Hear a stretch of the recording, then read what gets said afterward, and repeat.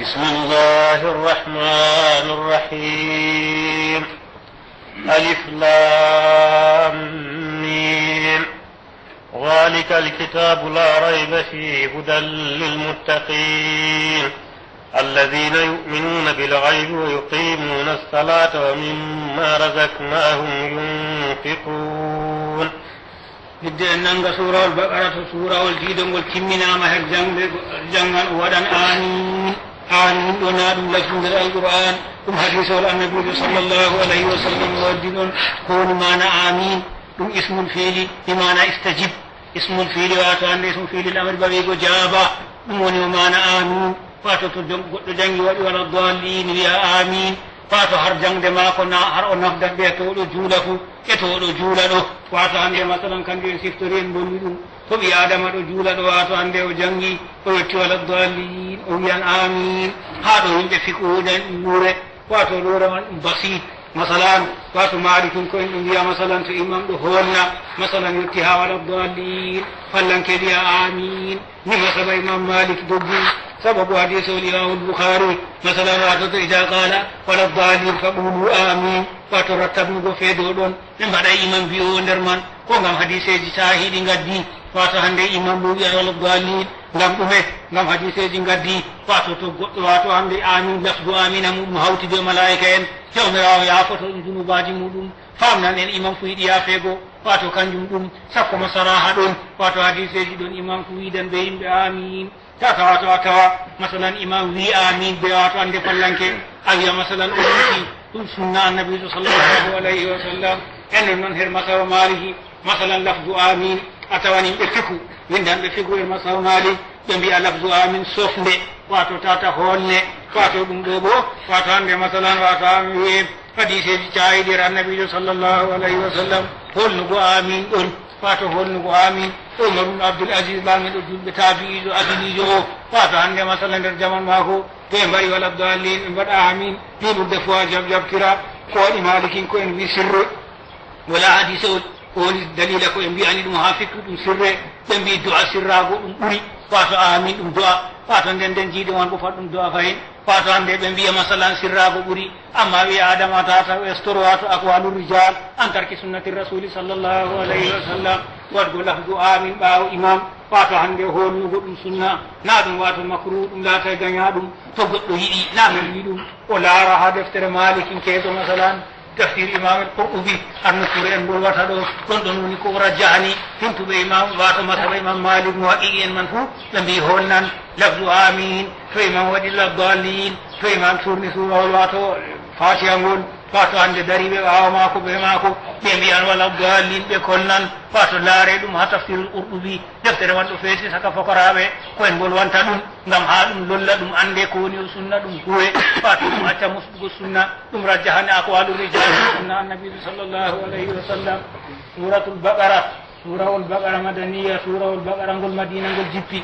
surawol baqara ɗo har madina ngol jibbi wato hande masalan annabijo sallllahu alayhi wa sallam en mbi o jooɗi makka duuɓi sappo e tati nden o jooɗi madina duuɓi sappo kanjum woni alqur'ani jippiri duuɓi nogas e tati wato hande haɗo nin ɓeɗo waɗa latifa ɓeɗo mbiya andal gasiran wato har nokkure fodde duuɓi nogas e tati masalan haqqiloji yimɓe bo wayliran duuɓi sappan e nayyi masalan ɗum ba latifa e mbaɗirta ɗum ɗon ka komi wirima noon ulama u noon no watta istimbaɗuji masalan ɓe mbi gam alqur'ani wato jilde duuɓi nogas e tati masalan wato gasiri nden wato hande haqqiloji yimɓe bo en waylata masalan nde duuɓi sappan e nayyi ɗon bo wato ɓeɗo mbaɗa ɗum har qissa annabi moussa nde yimɓe muɗum rewino wato ngaari wato hande tihu mako man ɓeɗo koddira ɗum wato hande 40 sana wato ɗum ɗo yo masalan ɓeɗo mbaɗira ɗum istinas allahu alam suratul baqara surawol baqara ngol wato madaniya madina ngol jippi wato surawol baqara ngol ngol ɗo heewi kiitaji sharia alqur'ani madina qur'anu wato hande jippu ɗum her madina fo e adama wato hande to ɗo waɗa tadabburu o tawa ayaje man juuɗe ɗeɗo kewi kiitaji ɗuuɗɗi bana haddi bana wato hande masalan jihadi bana zakka ndolnguji wato ceerle edda a tawa ɓurna saria fo wato her islama tasisul islam wato hande waɗama nden nden tashri'u ɗo waɗe her makka bo wato a tawa ayaje dammuɗe marɗe balaga tow ɗum nden nden wato a tawa ɗe fuu maje ɗeɗo wolwa haala lahira haala ummugal haala tawhid ɓurna fo a tawa suraji bagara wato hande jippuɗi her makka bo ɓurna fo non noon ɗum laatori nda wato surawol baqara ngol a tawa surawol man juuta ayaje juuta ahkamu wara ɗuuɗa ɗum tashri wara ɗuuɗa ni woni wato ɓi adama hirritirta o yiya wato ha nder makka ɗum wato ɗum tashri har madina ɗum tashri her makka bo wato hande ɗum wanginango yimɓe masalan wato hande dewowo goto nder duuɓi 13 ɗo to a tokkiti a tawan ɓurna fu ayaji ha makka ɓe tawa a tawa ɗe dammuɗe cewɗe balaga alqur'ani fu baliq nden a tawa balaga muɗum to ɗum no fanti nden wato ɗum ɗo wolwa haala tawhid haala ummugal haala qissa wato annabo en masalan a tawan ɓurna har suraji wato hande masalan ɗi madina fu wato ya ayuha alladina amanu a tawata yonirta mumini en ɗi makka bo a tawa ya ayuha nnas ɓurna fu wato ni a tawata qala al-imamu jalaluddin suyuɗi imamu jalaluddin suyuɗi wi rahimahullah jawmirawo hinno imamu suyuɗi almutawaffa maynaɗo wato nde o maya sanata 11 wato o maayi yato hijira 910 hikka en ɗo mari hijira 1400 ndungu gotu wato suyuɗi ko maayri wato hande masalan ɗum waɗi 500 masalan wato hande masalan ɓeddi 500 ɗo ɗon masalan en tawan waɗi wato hande 1400 go ɗum dillani 500 ko suyuɗi maayri suyuɗi ɗum goto nder ahlul ilmi wato ɗum goto nder yimɓe andal o wari her afrique meɗen ɓaleɓe ɗo fu har tariha mako o wari her leddi nigéria ɗo wato hande masalan wato yaake nden en andi muwasalaji caɗɗum komi wolwani mo banani wato janngugo tarihaji maɓɓe laara istihaduji maɓɓe ɓe ɗaɓɓutugo maɓɓe andal ha ɗum ɗo bota en ɗum ɗo handita en her dina meɗen ɗum hoyayi wato hande o tawi sahara wato hande ladde hamadare nde o wari her ɗon man fo o wari her lesɗe men hirnage men ɗon fo suyuuɗi meeɗi wargo suyuuɗi ɗum nder yimɓe modiɓɓe wata mutafannini en kala her fannuji fou woɓɓe ɗo mbiyamo o hafiz woɓɓe ɗo mbiyamo o hafiz gam diga wata hande ɓawa mako ko wiyete hafiz wato annduɗo hadiseji nulaɗo allah sallllahu alayhi wa sallam ɗi fou ko mbiya ɓurnamaji fou wala wato hande masalan ngol o anda ɓe hoore ɗum wiyete hafiz woɓɓe ɗo wiyamo hafiz ɓurna ulama ɗo wiyamo hafiz woɓɓe wato sattinɓe oɗo wiya hifdu timmiri ɓe ibnu hajar al asqalani fu ɗum goɗɗo misra koye mbaɗata banni gam tiɗɗidi ko wato ɓiɓɓe julɓe an ɗaɓɓutugo andal ta goɗɗo safta onuma no ɓe ɗaɓɓiri andal e to talakatu so yuuɗi ummi o yatiman wato goɗɗo to laari tarjama mako wato o ummi o atimmejo ɗum haɗayo wato hande masalan tefugo andal en andi bo wato jamanu man ɓurat saggo ɓendu jotta wato hande habgo muygo andal no hewrete se muyal wato andal no hewrete se muyal se himma se kulol allah yo kanjum ɗum o wi wato jalaluddin suyuɗi wi suratul baqara surawol baqara ngol madaniya madina wato ngol jippi madina wato hande ngol jippini atani aw sittun aw sab'un wa thamanuna aya ayaji gewaɗe wato hande masalan dow gelɗeje duraɗum har yimɓe alqur'ani limanɓe ayaje ulamaul kufa wal basra wato hande himmoriɓe limogo ayaji alqur'ani masalan wato hande ar surawol baqara ngol 200 e sappanɗe joweetati e joweego ko bo e sappanɗe joweetati e joweeɗiɗi bisimillahi rrahmani rrahim tafsiru basmala ɓeɗi jonta en watore wala yuat ɓe fuɗɗiri inde allah huuɓa hinnayeejo heero hinnayeejo alif lam mim dalika alkitabu la rayba fih hudan lilmuttaqin jomirawo wi wato alif lam mim har fere nde en boni ko ɗuuɗi wato alif lam mim wato ɗum ɗo nder mutashabihat ha alqur'an ko wiyete mutashabihat ɗi jawmirawo suɓori andugo ɗum kangol woni konngol suɓagol ha tafsirgo ɗum kanjum ɗum suyuɗi suɓi kanjum ɗum muhaqiqin suɓi ko gam a tawan ha mutawwalat wato ha juttinaɗe wato muallafa juttinaɗe tafsiruje ɓeɗo waɗata ɗarrugo wolugo konguɗi sahabo en woɓɓe bana ibnu abbas en tafsiri ɗum ɓe wata hande masalan konguɗi amma fo konngol raje ya ihwan wato ɗum ɗo mutashabih wato ɗum alqur'an jawmirawo suɓori andugo ɗum sirri hakkunde maako ɓe nulaaɗo maako wato hande o andi nulaaɗo maako ɗum laataaki masalan tashiri goɗɗum farilla goɗa dow majum e ko woni dow muminijoer man nuɗɗingo ɗum bolle allah e ɗum alqur'an o janngan ɗum o heɓra ɗum mbar jaari amma wato hande masalan wiigo alifi o fiyan ɗum masalan o wurtina alifi ɗo mari kaza hisabul jummal laamu ɗo mari kaza masalan min ɗo mari kaza o hawta banni o fiya o wiya o fewani yimɓe duuɓi dargal lutti kaza ɗum wona sahi asli man har defte yahoɓe tumdi ɗum to goɗɗo yi ɗum laara fatul bari ibnu hajar wolwi ɗum asli wato hande binduɗo ɗum wato hande rimtini yo hay duuɗi ɗon ni nden ɓeddi wato dargal lutti duuɓi ni wala mo andinde dargal daroto se Allah ngam wala anduɗo ba annabijo sallllahu alayhi wa sallam kanko fo andande dargal daroto e sakko ma masalan fiigo ɗum wurtina wiya inde Allah ɗo saayi ɗon ɗum ɗo fu ɗum wala hadisol saayi ngol to ngam wari ha ibnu abbas ɓe mbiya wato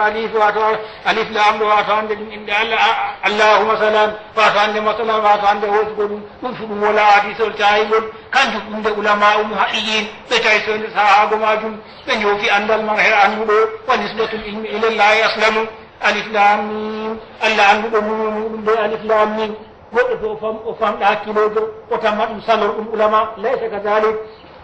jawmirawo wato hande o jibbini deftere nde gam nden ande ngam wato hande dow meɗen nde jibbi ngam ha en anda nde rewramo nde alif lam mim taklifu wala ko jongiti dow majum ko luuti wato janngugo ɗum moƴƴina ɗum ɗum alqur'an rewra Allah be tilawa majum ɗum woni wato hande ko woni oɗon wala istimbaɗu wato amru be nawiwer majum ko luuti janngugo ɗum ngam no laaɗo Allah sallllahu alayhi wa sallam yeccuɗo en mo janggi alqur'ani har feere o hoore o woodi no jaari o wira to wiyata alif lam mim har feere alif har feere lam har feere mim har feere ɗum ɗo wato ɓi adama anda wato hande fa'ida mawɗo her maaju wal muminin alif lam mim allahu alamu Allah on anduɗo bi muradi muɗum bi zalika be konngol ngol haaɗugo ni woni wato kulol Allah haaɗugo ni woni o andal amma to goɗɗo wato hande o rimtini o windi ɗum andano yer fokora e masalan hiya ɗum wurtina wiya inde kadare nde wala mana ɗum inde Allah teddude wato ɗum ɗo ɗum duttete wato hande hadise on ɓi adama rammiɗo her man e sakko masalan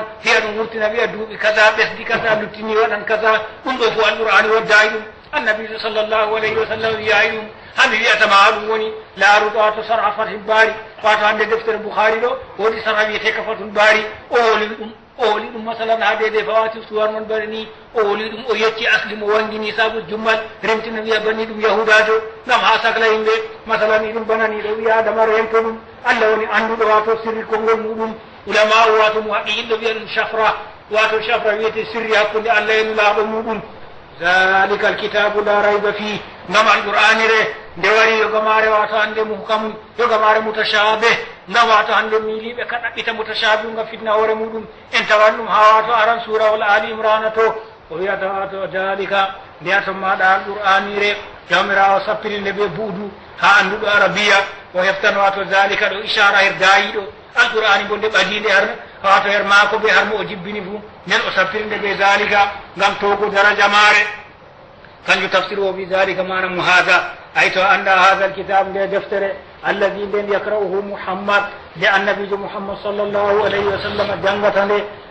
jangata ɗum la rayba fi seko wala her mare nde wala seko her mare wato la shakka fi seko wala her mare annahu kayre nde min indillahi daga Allah ko moƴƴo wato no o famɗiri faamu fu andi alqur'ani her Allah nde jippi feetu man no ɓi adama heftirta alqur'ani ko jibbiri hande o numa masalan wato hande nduɓu temeɗe wato hande temeɗɗe joyi on ɗo yaha wato hande temeɗɗe joyi on ɗo yaha dow ujunere wato honniɓe Allah e honniɓe nulaaɗo Allah sallllahu alayhi wa sallam ɗo kewi ɓe kaɓi ha ɓe gaynita nde ɗum waɗaki a anda daga Allah nde jippi nde waylitaka diga yande jibril Allah neli waɗi har annabijo sallllahu alayhi wa sallam nde waylitaka ko har feere bana yande nde Allah o reeni nde wato hande ɗum ɗo ɓi adama he anta ɗum o anda ɗum mu'jiza wato jawmirawo ɗo reeni nde honniɓe Allah e honniɓe dina Allah honniɓe nulaaɗo Allah honniɓe wato muslimin ɗo heewi ɓe kaɓi wato jawmirawo seniɗo wato hande ɗo reeni nde o wi inna nahnu nazzalna dhikra wa inna lahu lahafizun wato ɗum ɗo ande ndaɓi adama min indillah annahu kayre nde min indillah Allah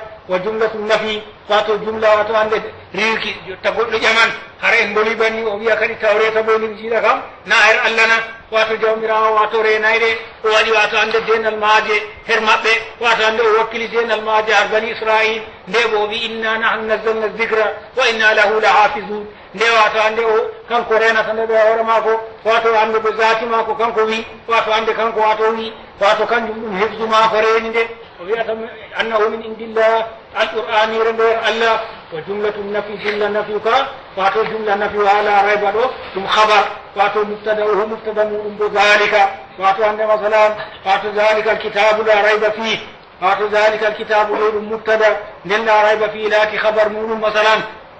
do irabu o wato attugo alif lam min kaliri baka non woni sawaba wato ngam irabu tokkoto mana nde ɗum maninaka alif lam mim kanjum kam ɗum acce noon woɓɓe wato waɗen ɗum hikmaji ɗuɗɗi haɗon to a laari wato ha mutawoluje woɓɓe wiya wato masalan to goɗɗo laari karfeje fawati suwar ɗo o tawan ɗe reta karfeje mujam o laatan masalan o tawan wato hande masalan kanje ɗe wato hande ɗum tahaddi jawmirawo o waari takle wato ɓe wiigo karfeje ɗen ɗum annuɗon kanje ɗen gonirton Allah jibbini alqur'ani wadde bana maare kadi ɗum kanje ɗen wato hande bana wiigo ɗo noon ɗum ɓe ulama ɗum wi'a non bo wato hande ɗum konngol ɗon bo o wiyata la rayba fi seko la her maare la rayba fi ɗo wiyete jumla nafi kanka kaka habar ha zalika wal ishara bihi litta'zim sappirgo be zalika ha buudu wato litta'zim ngam teddingo alqur'anire nde kayre nde hudan nde kandore lil muttaqina hulanɓe Allah wato famien ha mafhum mukhalafa haɗo fakat wato ɓe hulatande kam wato ɗum wafrun ha maɓɓe wato kamɓe famatade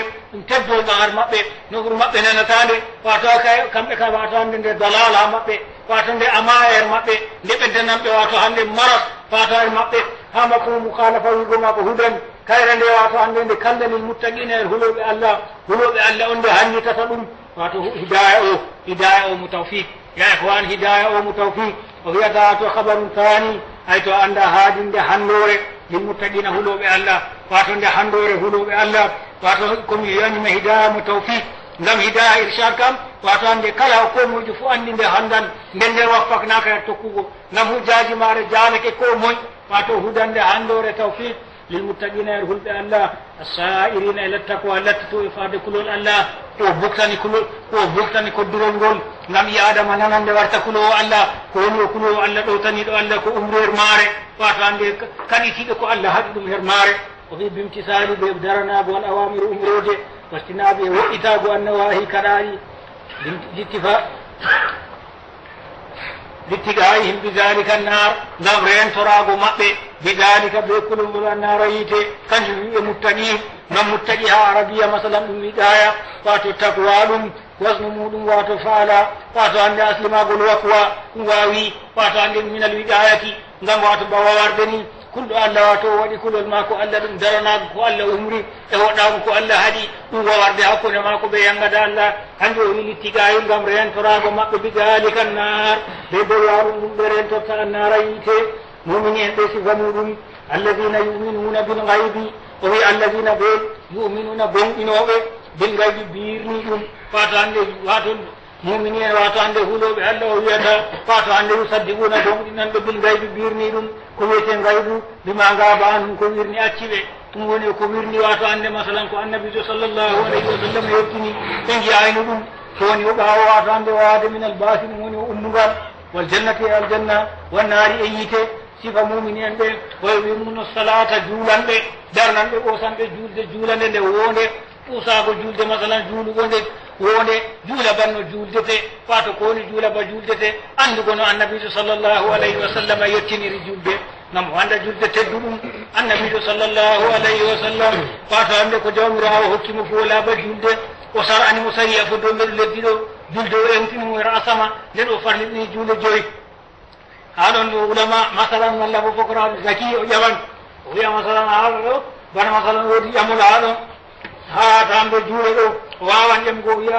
annabijo haala rasul israil ɗo ɗum jemma o yeehi o warti makka bo wooti nden juule go joyi har ñalowmaare fuu e noyi wato hande wakkati subaka o juldi o andino bo masalan wato hande masalan juura on jibril wari andinimo julde o wiya bo masalan ha usulul fiqi ɗo tabiti wato hande wato takhirul bayani an waqtil hajati la yajuz wato no ɗum wayi masalan wato o jolnan ƴamol bana ni wato ɗum ɗo ulama jaabi ɗum ar nokkure majum ko woni noon ngam no laaɗo Allah sallllahu alayhi wa sallama wato hande nde farlinama julde go wato dow ɓayyat ɗum ɗo tonginirama se to o wanginanama wato ɗo tongirama se to o wanginanama ɗum woni konngol radio e nokkure man ngam ɗum ɗo to ɓi adama anda ɗum yama ko goɗɗo dundarojo darnimo ɗum masalan no laaɗo Allah sallllahu alayhi wa sallama jaɓi julde masalan juule joyi wato o wartiji kande ɗen wato ni o farilla dow julɗo fuu nden nden yaake o warta o wato hande weytayi nden nden jibrila bo wari andinimo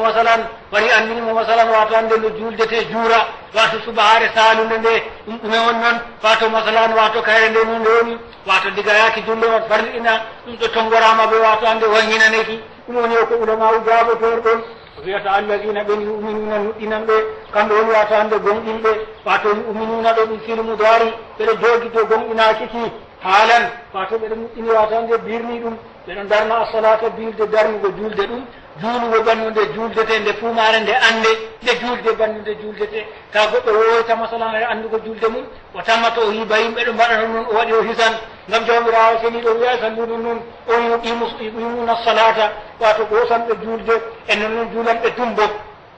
julde man wato hande wato hande na julgo har munasabaji no noon o yuqimuna wato hande darnanɓe assalat julde ayatuna biha bi huquqiha ɗon tafsiru man waddanɓe julde nde ɓe haqqeji maare woni haqqeji maare ya ihwan daga selwe en andi wato babol selwe kanjum ɗum haɓanten sakko a julurde men ɗo en ɗo haɓana ɗum wato hande masalan har kala mo heɓano jangira fuu wato hande heɓano emtira wato en ɗo kaɓana ɗum ko ɗuuɗi allah wardu wato haɓanowe ɗum kay masalan ya ihwan wato andugo selwe mum andugo farillaji julde no julda yo ɗum ɗo woni o julɗo na wargo dara ɓawo yimɓe masalan no anda no juldata wiya wato hande yimɓe ɗo mbaɗa waɗirin man kanjum ka to haqqe julde goo kanjum o wi waddugo nde mi huɓuɓiyaɓe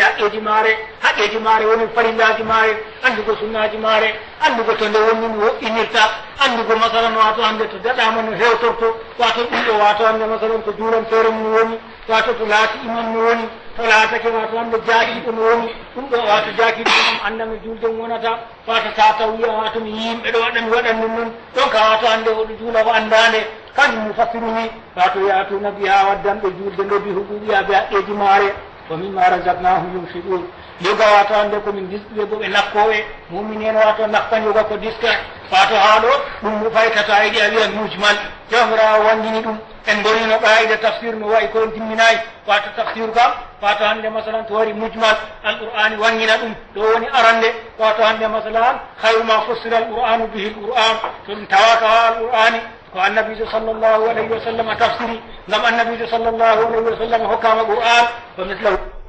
hadithol annabijo tafsira ɗum malla bo fokoroɓe annabijo sallllahu alayhi wa sallam tafsira ɗum sahabu en malla aqwal tabi'in fokoroɓe annabijo sallllahu alayhi wa sallam e to nanon wato hande ko ijtihadu modibbojo ɗum fotta e ndungo arabiya ɗum liddana e dina er sharia ɗum ko wiyete ijtihad wato en andi a tafsiru birra'i dural ulama e haman wato tafsiru birra'i wato ɗum mazmum ngam wato hande ɓi adama anda koni o mouradu allah wato ɗum ko en golwanta ɗo binisba mufassir na waɗanɗo hikaya wanani kanjum ɗum o wi ha ɗo wato hande masalan wato ha ɗo ɗon mujmal ko wiyete mujmal wato nafakka man ko nakkete wato ha ɗo ɗo wato banni o mimma razaqnahum yunfiqun yoga wato hande ko jawmirawo wato hande komin disqiɓe ɓeɗo nafka ɗum mujmal goɗɗo wi hande jawmirawo wangini ɗum ulil af nde ɓeɗo ƴamama koɓe nakkata jawmirawo wi af ko wiyete afu ɗum wato hande ko ɓuuri wato wajibi dow tagu wato masalan ɓi adama woodi iyalu o woodi wato hande wato ɓikkoye maako e iyalu wo e maako wato e dañɓe mo wato talaka en ɓeɗo wato hande nafakka ɗo wajibi dow maako to nafakka ka wato hande masalan o nafti ɓe ko lutti ɓuri noon ɗum wiyete afu wato hande ɗum wiyete af nde weɗema annabijo sallllahu alayhi wa sallam aga yunfiqun jawmirawo wi annabijo wiyaɓe af wato kanjum ɗum wangini ijmalu ayaka wato yoga wato hande koɓe disɗaɓe nakkata ulama o tafsiri noon woɓɓe o mi ha ɗo ɗum li anan jakka wato hande jakka wajibiha bo anda ɗum wato ɓe ɗum nakka wato hande yoga komin diskiɓe wato jakka wajibiha annabijo sallllahu alayhi wa sallam o wurnika jawmirawo umri o sendi wato hande jakke hokketeɓe jakka ɗum anda ɗum ha suratu tawba wa mimma razaqnahum komin dokkiɓe yoga komin dokkiɓe yunfiquna ɓe nafkata fi ta'atillah e ɗotare allah ha ɗo se goɗɗo sendidira koli o bajjirmaku ɓe wato hande e saahu wato goɗɗo sendidira ɗum ngam wato hande to goɗɗo sendidira e bajjirmaku ɓe saahu yama ko laato bajjinirajo tamma o cahiɗo se o sendidira wato ittisadu ɓe suhu wato yama ko oɗo ngala jawdi nden wato iyaluji mako malla dayɗe mo nden wato hande masalan o acca ɗum o hokko jawmirawo falliɗigo nden o waɗa goɗɗum irin noon ɗum ɗo wiyete wato tabdir wato hande innal mubaddirina kanu ihwana shayatin wa kana cheytan li rabbi jawmirawo seni ɗo rentinin wato hugo kuuɗe cheytan baddirma ko wato ɗum nandi ɓe sahu to goɗɗo hiritayi masalan o tamma oɗo waɗa juudu alhaal bo ɗum tabdir en non noon wato aksu to man bo wato shahir suhu wato ɗawre ko wajibi dow muɗum ɗon nandi be wato hande iktisad o wiya wato oɗon milori jawmirawo la yuhibbul musrifin yiɗa wato hande wato waɗoɓe wato israfu kanko oɗo waɗa iktisad alhaal bo ɗawi ko jawmirawo falliɗini dow maako en andi wato hande haqqe jawdi wato hande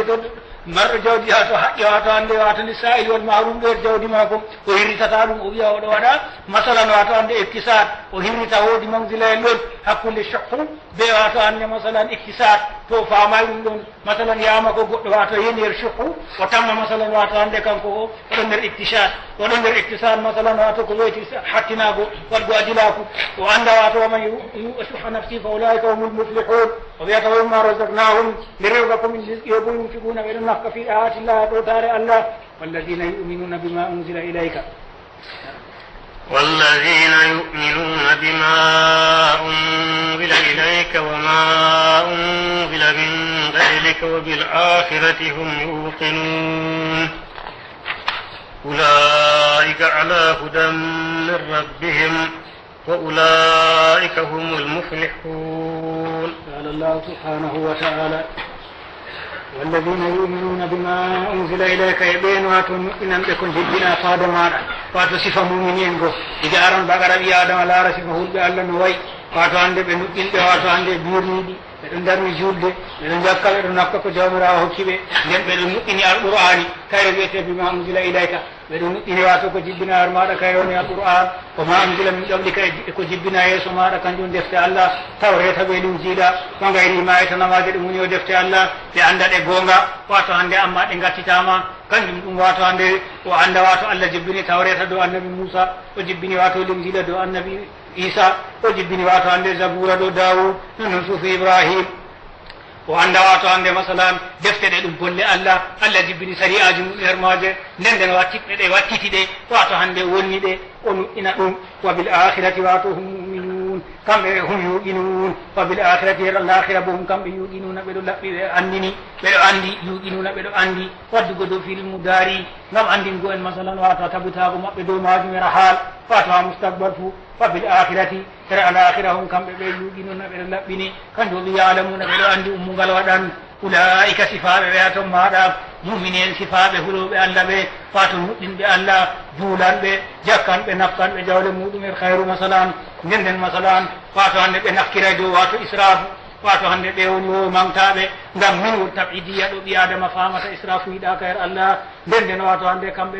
ɓeɗo nuɗɗini alqur'ani ko woni o nuɗɗingo alqur'ani huurugo nde o anda wato hande kayre nde nde jibbi ngam nde huura wato ko woni o huuru ko nde wiiɗo huwa na ko mum wiye hoore muɗum harrafna nde har ko nde wiyayi bako en mbi harrafnugo nde har ko nde wiyayi sottina bana alif lam mim ni ɓurna wiya ɗum kaza o noon yamajum malla wiya ni lutti duuɓi dargal ko wala ko annabijo sallllahu alayhi wa sallam andinaka ɗuma anta min dicraha ila rabbika muntaha jomirawo wimo ulaika ɓe ato maɗa mumini en ala hudan ɓe tabiti dow kanda wato sifaɓe ɓe siforaɓe ɓe ko wolwaɗo kamɓe ɓe tabiti dow hidaya allah kanda ka min rabbim daga jawmiɓe wa ulaika humul muflihun ɓe ato maɗa sifaɓe kamɓe woni tiniɓe wato ko woni o tinaye hebgo mume muɗum kamɓe woni wato tiniɓe naatoɓe aljanna alfaizuna tinoriyoji jannati aljanna annajuna hisoɓe min annari yiite allah waɗen nder maɓɓe أعوذ بالله من الشيطان الرجيم بسم الله الرحمن الرحيم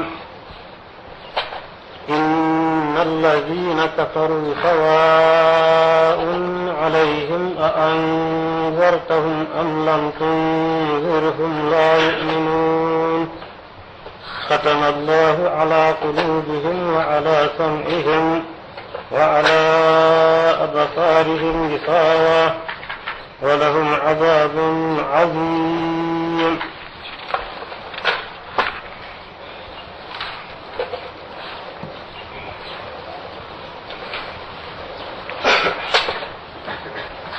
بسم الله الرحمن الرحيم الحمد لله رب العالمين والصلاة والسلام على أشرف المرسلين سيدنا محمد وعلى آله وصحبه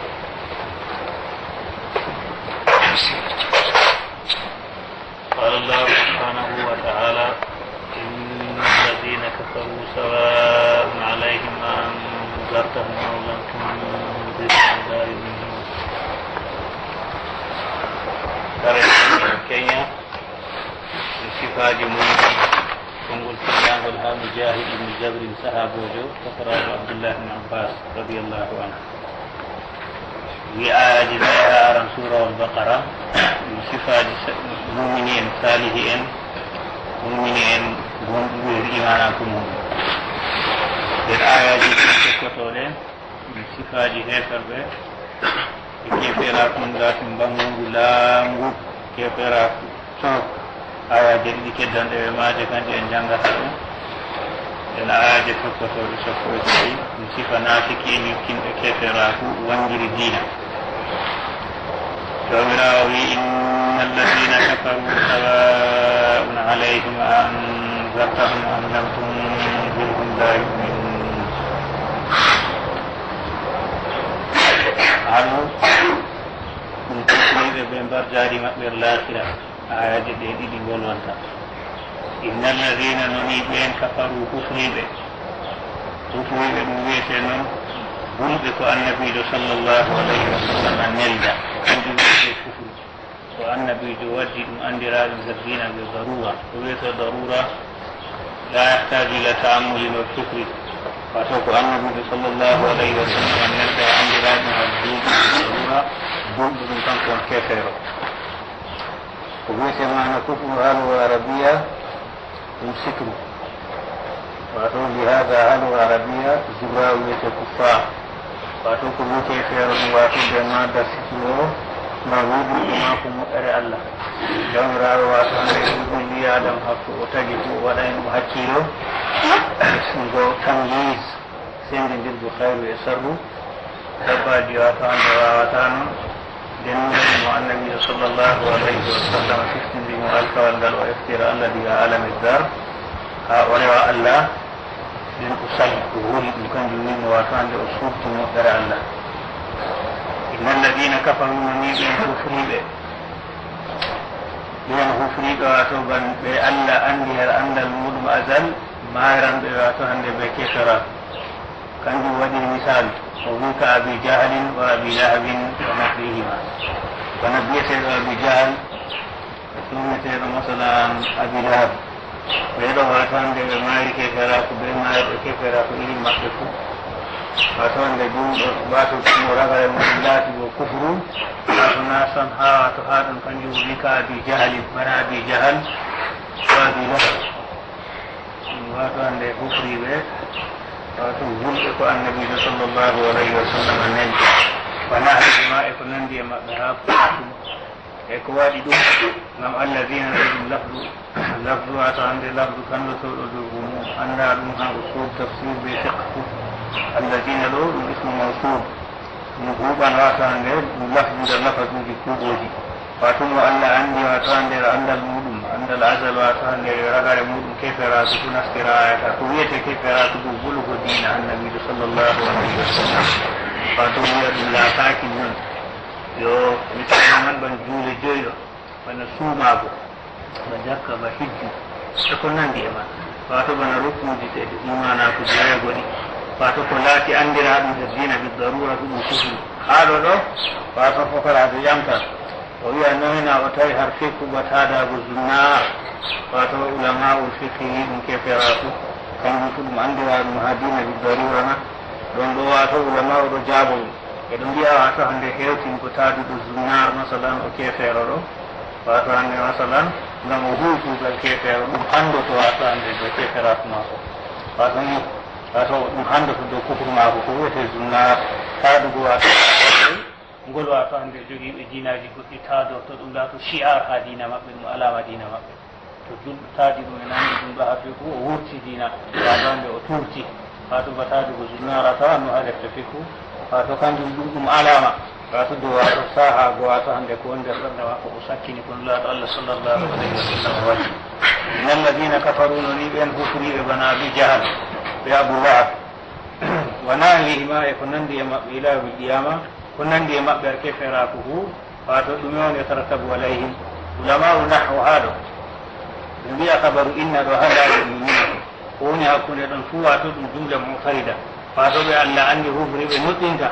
won ni wato ɓe mbi ɗo wiya jumla sawa'un alayhim anzartahum lam tunzirhum do wiyete khabaru inna nden la yu'minuna laatake ɗum jumla istinafiya siga li tafsir wato ɓen kam woni a anzartahum ila a wagginani ɓe am lam tunzirhum ko bo a wagginanaɓe fu sawa'un alayhim fotanan sawa'un alayhim ɗo laati khabar muqaddam wato masalan sawa'un alayhi wato masalan a anzartahum ɗo laato inzaruka wadamu inzarika mustawin alayhi wato hande bagginaki maɗa a hulniri ɓe ɓe angada Allah malla a hulnora e ɓe angada Allah fu fotan har maɓɓe ngam naɓe muɗino wato ɓen kam noon wato sawa'un alayhim fotan dow maɓɓe goɗɗe man koto hayde man kadi yo na jomirawo wi alayhim on wiyay alayka wato wi sawa'un alayhim goɗɗo ede waggini ko ɓe sende wagginani ɓe nda Allah andi ɓe hufriɓe yo wato ha alayhim ɗo ɓi adama faman jomirawo wiyay sawa'un alayka o wiya alaykum fu alayhim wato hufri e man ɗum fotanan ma an ka fotantama a heɓan garjari e yettingo nulal nden a hujjotoɓe bo hujjugoɓe ɗum nonde yambutugoɓe ɗum tostugoɓe wato ɗum a yettinta ɗo wato nulal ngal annabijo sallllahu alayhi wa sallam a yettinta ha dow hefero e ɗo yettinta ha abada ɗo ɗum wodanimo garjari yettingo nulal ɗum wodanimo bo hujjoɓe hande jaalika dow maɓɓe tostugoɓe masalan jaalagoɓe kanjum wato so istiwa man binisba ha maɓɓe o na ha jottinowo sawa'un alayhim anzartahum fotan wato a wagginani ɓe wato am lam tunzirhum ko bo a wagginanayi ɓe la yuminuna ɓe nuɗɗinta kanjum en mbi yimɓe arabiya wi la yuminuna ɗo ɓe mbi kanjum woni wato habaru inna alladina kafaru la yuminun ko woni hakkunde man ɗo ɗum jumla ictiradia maruf halu arabiya malla bo sawa'un alayhim anzartahum wa lam tunzirhum la yuminuna sawa'un manun habaru inna la yuminuna ɗum jumla gadduka ngam haka wangina wato hande masalan wato kayfiya kufugu maɓɓe man noni la yuminuna kayfiya istiwa'u man noni la yuminuna ɓe nuɗɗinta ha ɗon ɗo woodi qira'aji ba joyi mubtada ban o tafsiri ko nga woɓɓe wiya ɗum banayi wato qira'aji joyi ha wato hande anzartahum haala hamsaje ɗiɗo haala hamsaje anzartahum ɗo wato hande masalan tahqiqu made bigoɗe ɗiɗi fu hamsa anzartahum wato ɗum qira'a wato tokkidira ɗe banni so nde waɗu wartere madde saka maje a anzartahum ɗum qira'a malla bo hande waɗa wato hande foode hakkunde maje a anzartahum wato ɗum bo ɗum qira'a malla bo hoynugo ɗiɗawre man a nandidina nde bana waw ko ha a anzartahum malla wato hande waɗata hakkunde man a anzartahum ɗum qira'aji ɗiɗi ɗon bo kanjum ɗum o wi wato hande ɓe tahqiqil hamsatayni ɓe tabbitingo hamsaje ɗe ɗiɗi fu ha anzartahum wa ibdalu thaniya e wattitugo hamsare ɗiɗawre alifan ko alifi wato ɗum qira'a kay bo timmuka ko noon anzartahum non noon ɗo ɗum riwaya warash wato ha de laati wato hande wattitago hamsare woore wato hamsare woore masalan wato warta alifi ɗum foode non noon ɗum riwaya warash amma yimɓe istila oɓe ɗurrago koye mbiyata qira'a feere koye mbiyata riwaya feere ɗon istila wala mushahata fil istila ɓe mbiyan masalan wato hande masalan ɓe mbiya ɗum riwaya waras wato hande ha tariqa nafe malla bo ni wato so ɓe mbi noon masalan ta waɗanoma iskal ta goɗɗo qira'a nuyi a wiyata babal kaza ɓe mbiyata ɗum riwaya ɓe mbiya ɗum tariqa wala mushahata fil istila e tahqiqil hamsatayni masalan wato ɓe tabbitingo hamsaje ɗiɗi wa ibdali thaniya e wattitago hamsare ɗiɗawre nde alifan alifi ɗo qira'a ɗiɗi tahqiqil hamsatayni qira'a ibdali thaniya ɗum qira'a tahqiqil hamsatayni ko wigo a anzartahum qira'a wa tashiliha e hoynugo ɗiɗawre man wattitotande alifi hoyna nde wato bana hande nde laata bana ha ko ɗum bo ɗum qira'a wa idhalu alifin bayna al musahala wal ukhra ɗum qira'a وتركه وإدخال ألف بين المسهلة والأخرى إناده أليف والحق دواتو هوينا عند بينديا وتركه أتهد أم لم تنذرهم لا يؤمنون واتو أم لم تنذرهم ولا فوقوا عند أوجنا نايبه لا يؤمنون واتو إنتا لعلم الله إنكم أندقوا الله إنكم أندقوا الله لعلم الله منهم إنكم الله أنجبه لعلم الله منهم إنكم أندقوا الله المقبه ذلك kuma toon maɗa ɓolwa ɗum ɗume ɗum soyde nuɗɗinaki ɗo allah ɗo andi kamɓe ɓe taganaɓe yiide tan kanjum waɗi fa lartat ma tata tammoɗa fi imani ɓe nuɗɗinaki maɓɓe ɗo bar goɗɗo ƴaman ɓe goni tan goɗɗo wiyata ɗum wayi banni kay ko bote yettugo ɓe ngam jawmirawo seni ɗo andi ɓe kana e nuɗɗinoɓe yo bote mawɗo ngam wato jalnugo hujja allah dow maɓɓe ɗum nawɓu toskugo ɓe diga duya wato andingo takle wato e ngala hujja ngam qur'anu jaali ɓe ngam jawmirawo seni ɗo nde o woli haala mumini en o timmini o woli haala heferɓe laɓɓe o timmini o woli haala nafiki en nden o ƴoni takle faat wato o umri ɗum haala tawhid o umri ɗum tawhid wato kanjum ɗum tokkidiri yer bagara ɗo wanginangoɓe nelal man wato ɗum hujjago ɗum maw jangidgoɓe wato ɗum hustagoɓe dow ruusil halaji ha duya tawon hidde al akhira e nden jottinowo nulal kanko on annabiyo sallllahu alayhi wa sallam ɗon bo wato hande kanko ko yetti nulal ɗum mbar jarir mako hande o wi fala tatma tata tammoɗa fi imani min ɗuɗɗinaki maɓɓe wal ingaru ko wiyete mana ingaru ha arabiya ilamun ma tahwif andingo hawtade hulnuki ɗo wato angara ɗo ni wato ɓandu ɓi adama o andini goɗɗo nden andinki man wato laatayi andingo tana andingo man ɗo hawti ɓe hulnuki angara bi mana alama ma tahwif wato ande ilamu ma tahwifin andinki hawtade hulnuki kanjum wiyete bagginki a hulniri ɓe angada allah ma nafataɓe na ɓe nuɗɗinoɓe a hulnirayma nafata ha maɓɓe ka potɗum ma wato ande jawmirawo taganayɓe imanaku nder ɓaɓɓe maɓɓe khatama allahu ala qulubihim jawmirawo wato ɗo yecca en kadi ko woni noon khatama allahu ala qulubihim allah maɓɓi ɓerɗe maɓɓe khatama allahu ala qulubihim allah maɓɓi ɓerɗe maɓɓe ɗum ɗo ɗo wato ɗum ɗo majjina yimɓeji ɗon firaɓuji majjuɗi ɗon wato hande masalan yimɓe jabriya ɗon qadariya ɗon ko wanno sali e ɗum ɗo ta goɗɗo estoro ɗum o wiya masalan nde jawmirawo waɗi ɗum kam wato na ɓadima wato o anda ɗum wawata kanjum ɗum wato firɗaji majjuɗi jabriya go so a laari jawmirawo waɗani ɓi adama ihtiyar waɗani ɓi adama ihtiyar ha fitra muɗum hokki ɓi adama bawɗe sendirgo hayru e sharru dedei wato hande masalan jawmirawo waɗi ɗum kanjum won hakkilo wonɗore ɓi adama ngo wala hen dabba wawata sendugo ɓi adama wawi ɗum kanjum ɗum wa hadaynahu najdayn o wiyata khatama allahu ala qulubihim jawmirawo takki dow ɓerɗe maɓɓe fa ba alayha wastawsaka ختم الله على قلوبهم وعلى سمعهم وعلى أبصارهم غشاوة ولهم عذاب عظيم ختم الله على قلوبهم جومرا وتكدوا برقم طبع عليها واستوثق فلا يدخلها خير جومرا وتكدوا برقم هفر واستوثق وسكين وقوتني وأصلا أمبودن ولا يدخلها ما استطاعت خير يكون استطاعت من سبب واتو استنشاق الطبع عليها ما واتو عند ساتين واتو عند أمبو دوما برده واتو معنى من كيف واتو برده فامل تيده wato jawmirawo sen takkido ɓerɗe maɓɓe nanata kayru wi wato ala sam'ihim wa ala sam'ihim ay mawadihi yo nokkuje wato naruɗe maɓɓe ay mawadihi nokkuje wato naruɗe fala yantafi'una ɓe naftortako bima yasma'unahu ko ɓe nanata ɗum minata ɗiɗi moni o gonga ɓe naftorta wato hande ko ɓe nanata ɗum moni o gonga wiyata wato wa ala sam'ihim do narruɗi maɓɓe ay nokkude narruɗi maɓɓe nan ko ɓe nanata bo e faydorta ɗum wa ala absarihim gishawa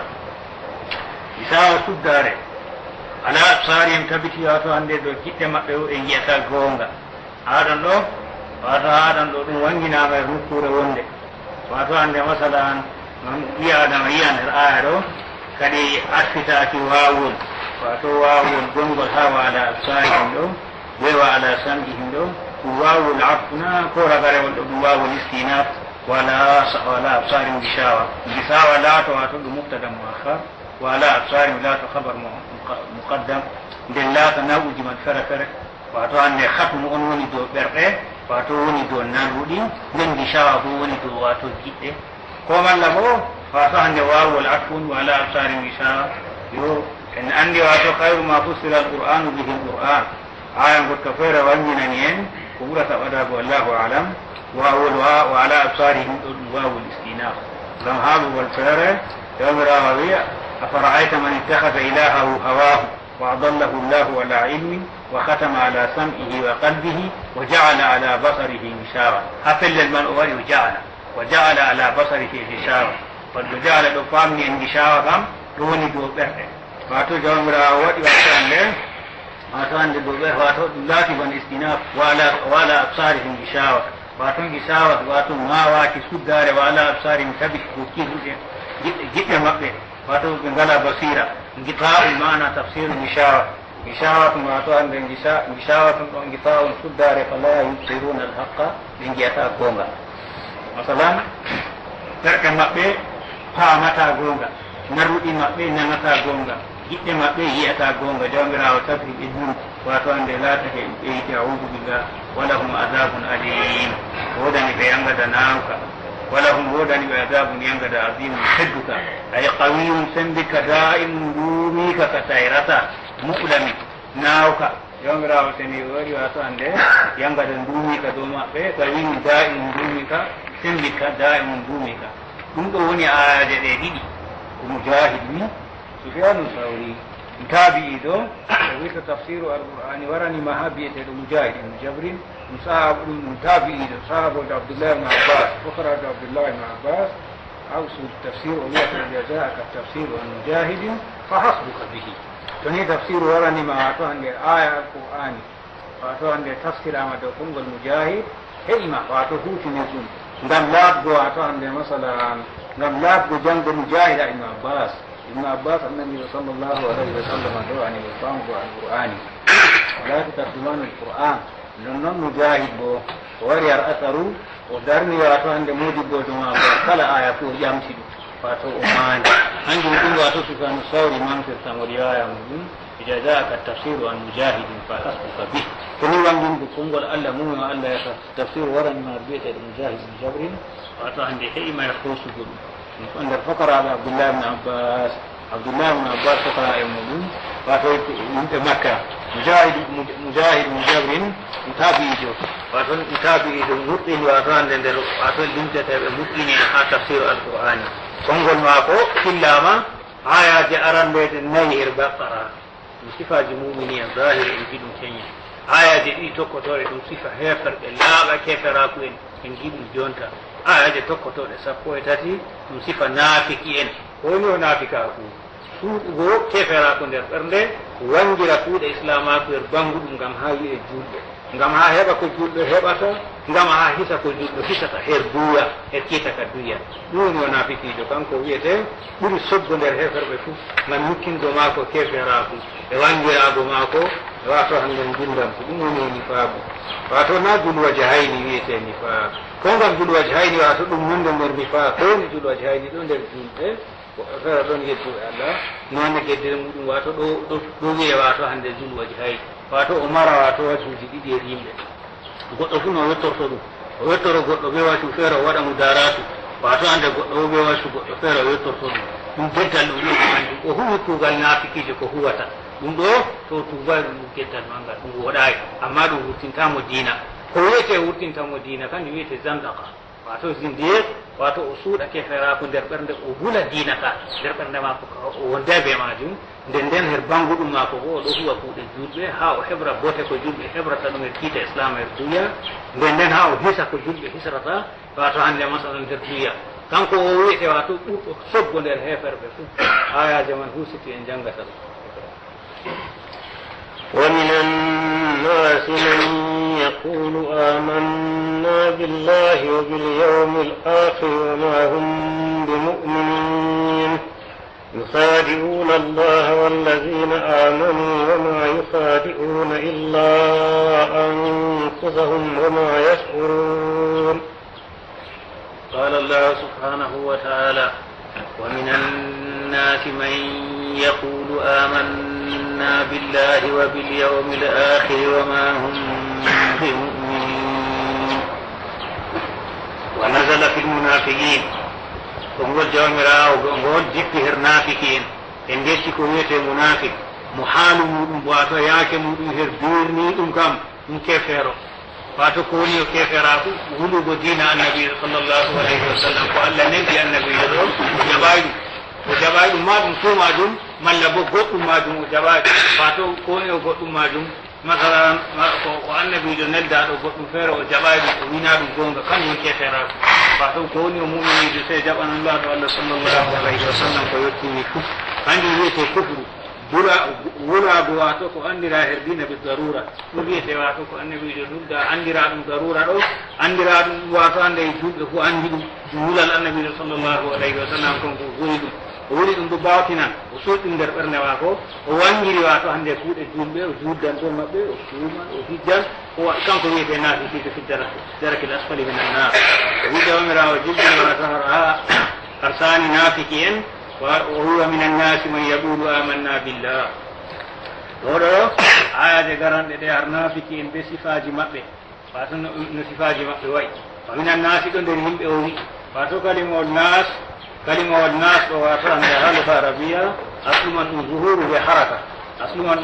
be haraka wato alifu lamu ha annas ha deydey ɗo ulamau tafsir no wiyata mangol jinsi on ha ɗo wato ɗo nder jinsi yimɓe malla bo ngol wato hande ngol ahdiya wato hande ɗo nder yimɓe man yaqulu amanna billah te mbingol ahdiya ma nden man ɗo wato hande masalan man ɗo ɗum mawsufa nakira mawsufa toni hande en mbingol jinsiya bo ɗon bo ɗum man ɗo ɗum mawsuliya ɗum ka ɗum bahsu lugha arabiya wa min annasi man yaqulu amanna billahi wa bil yawmil akhir ɗo nder yimɓe won biyanɗo wato amanna min nuɗɗini billahi allah wa bil yawmil akhir e ñaloma ragarere ɗo nder yimɓe noon wa ma hum bi muminina ɓe gana limteteɓe nder mumini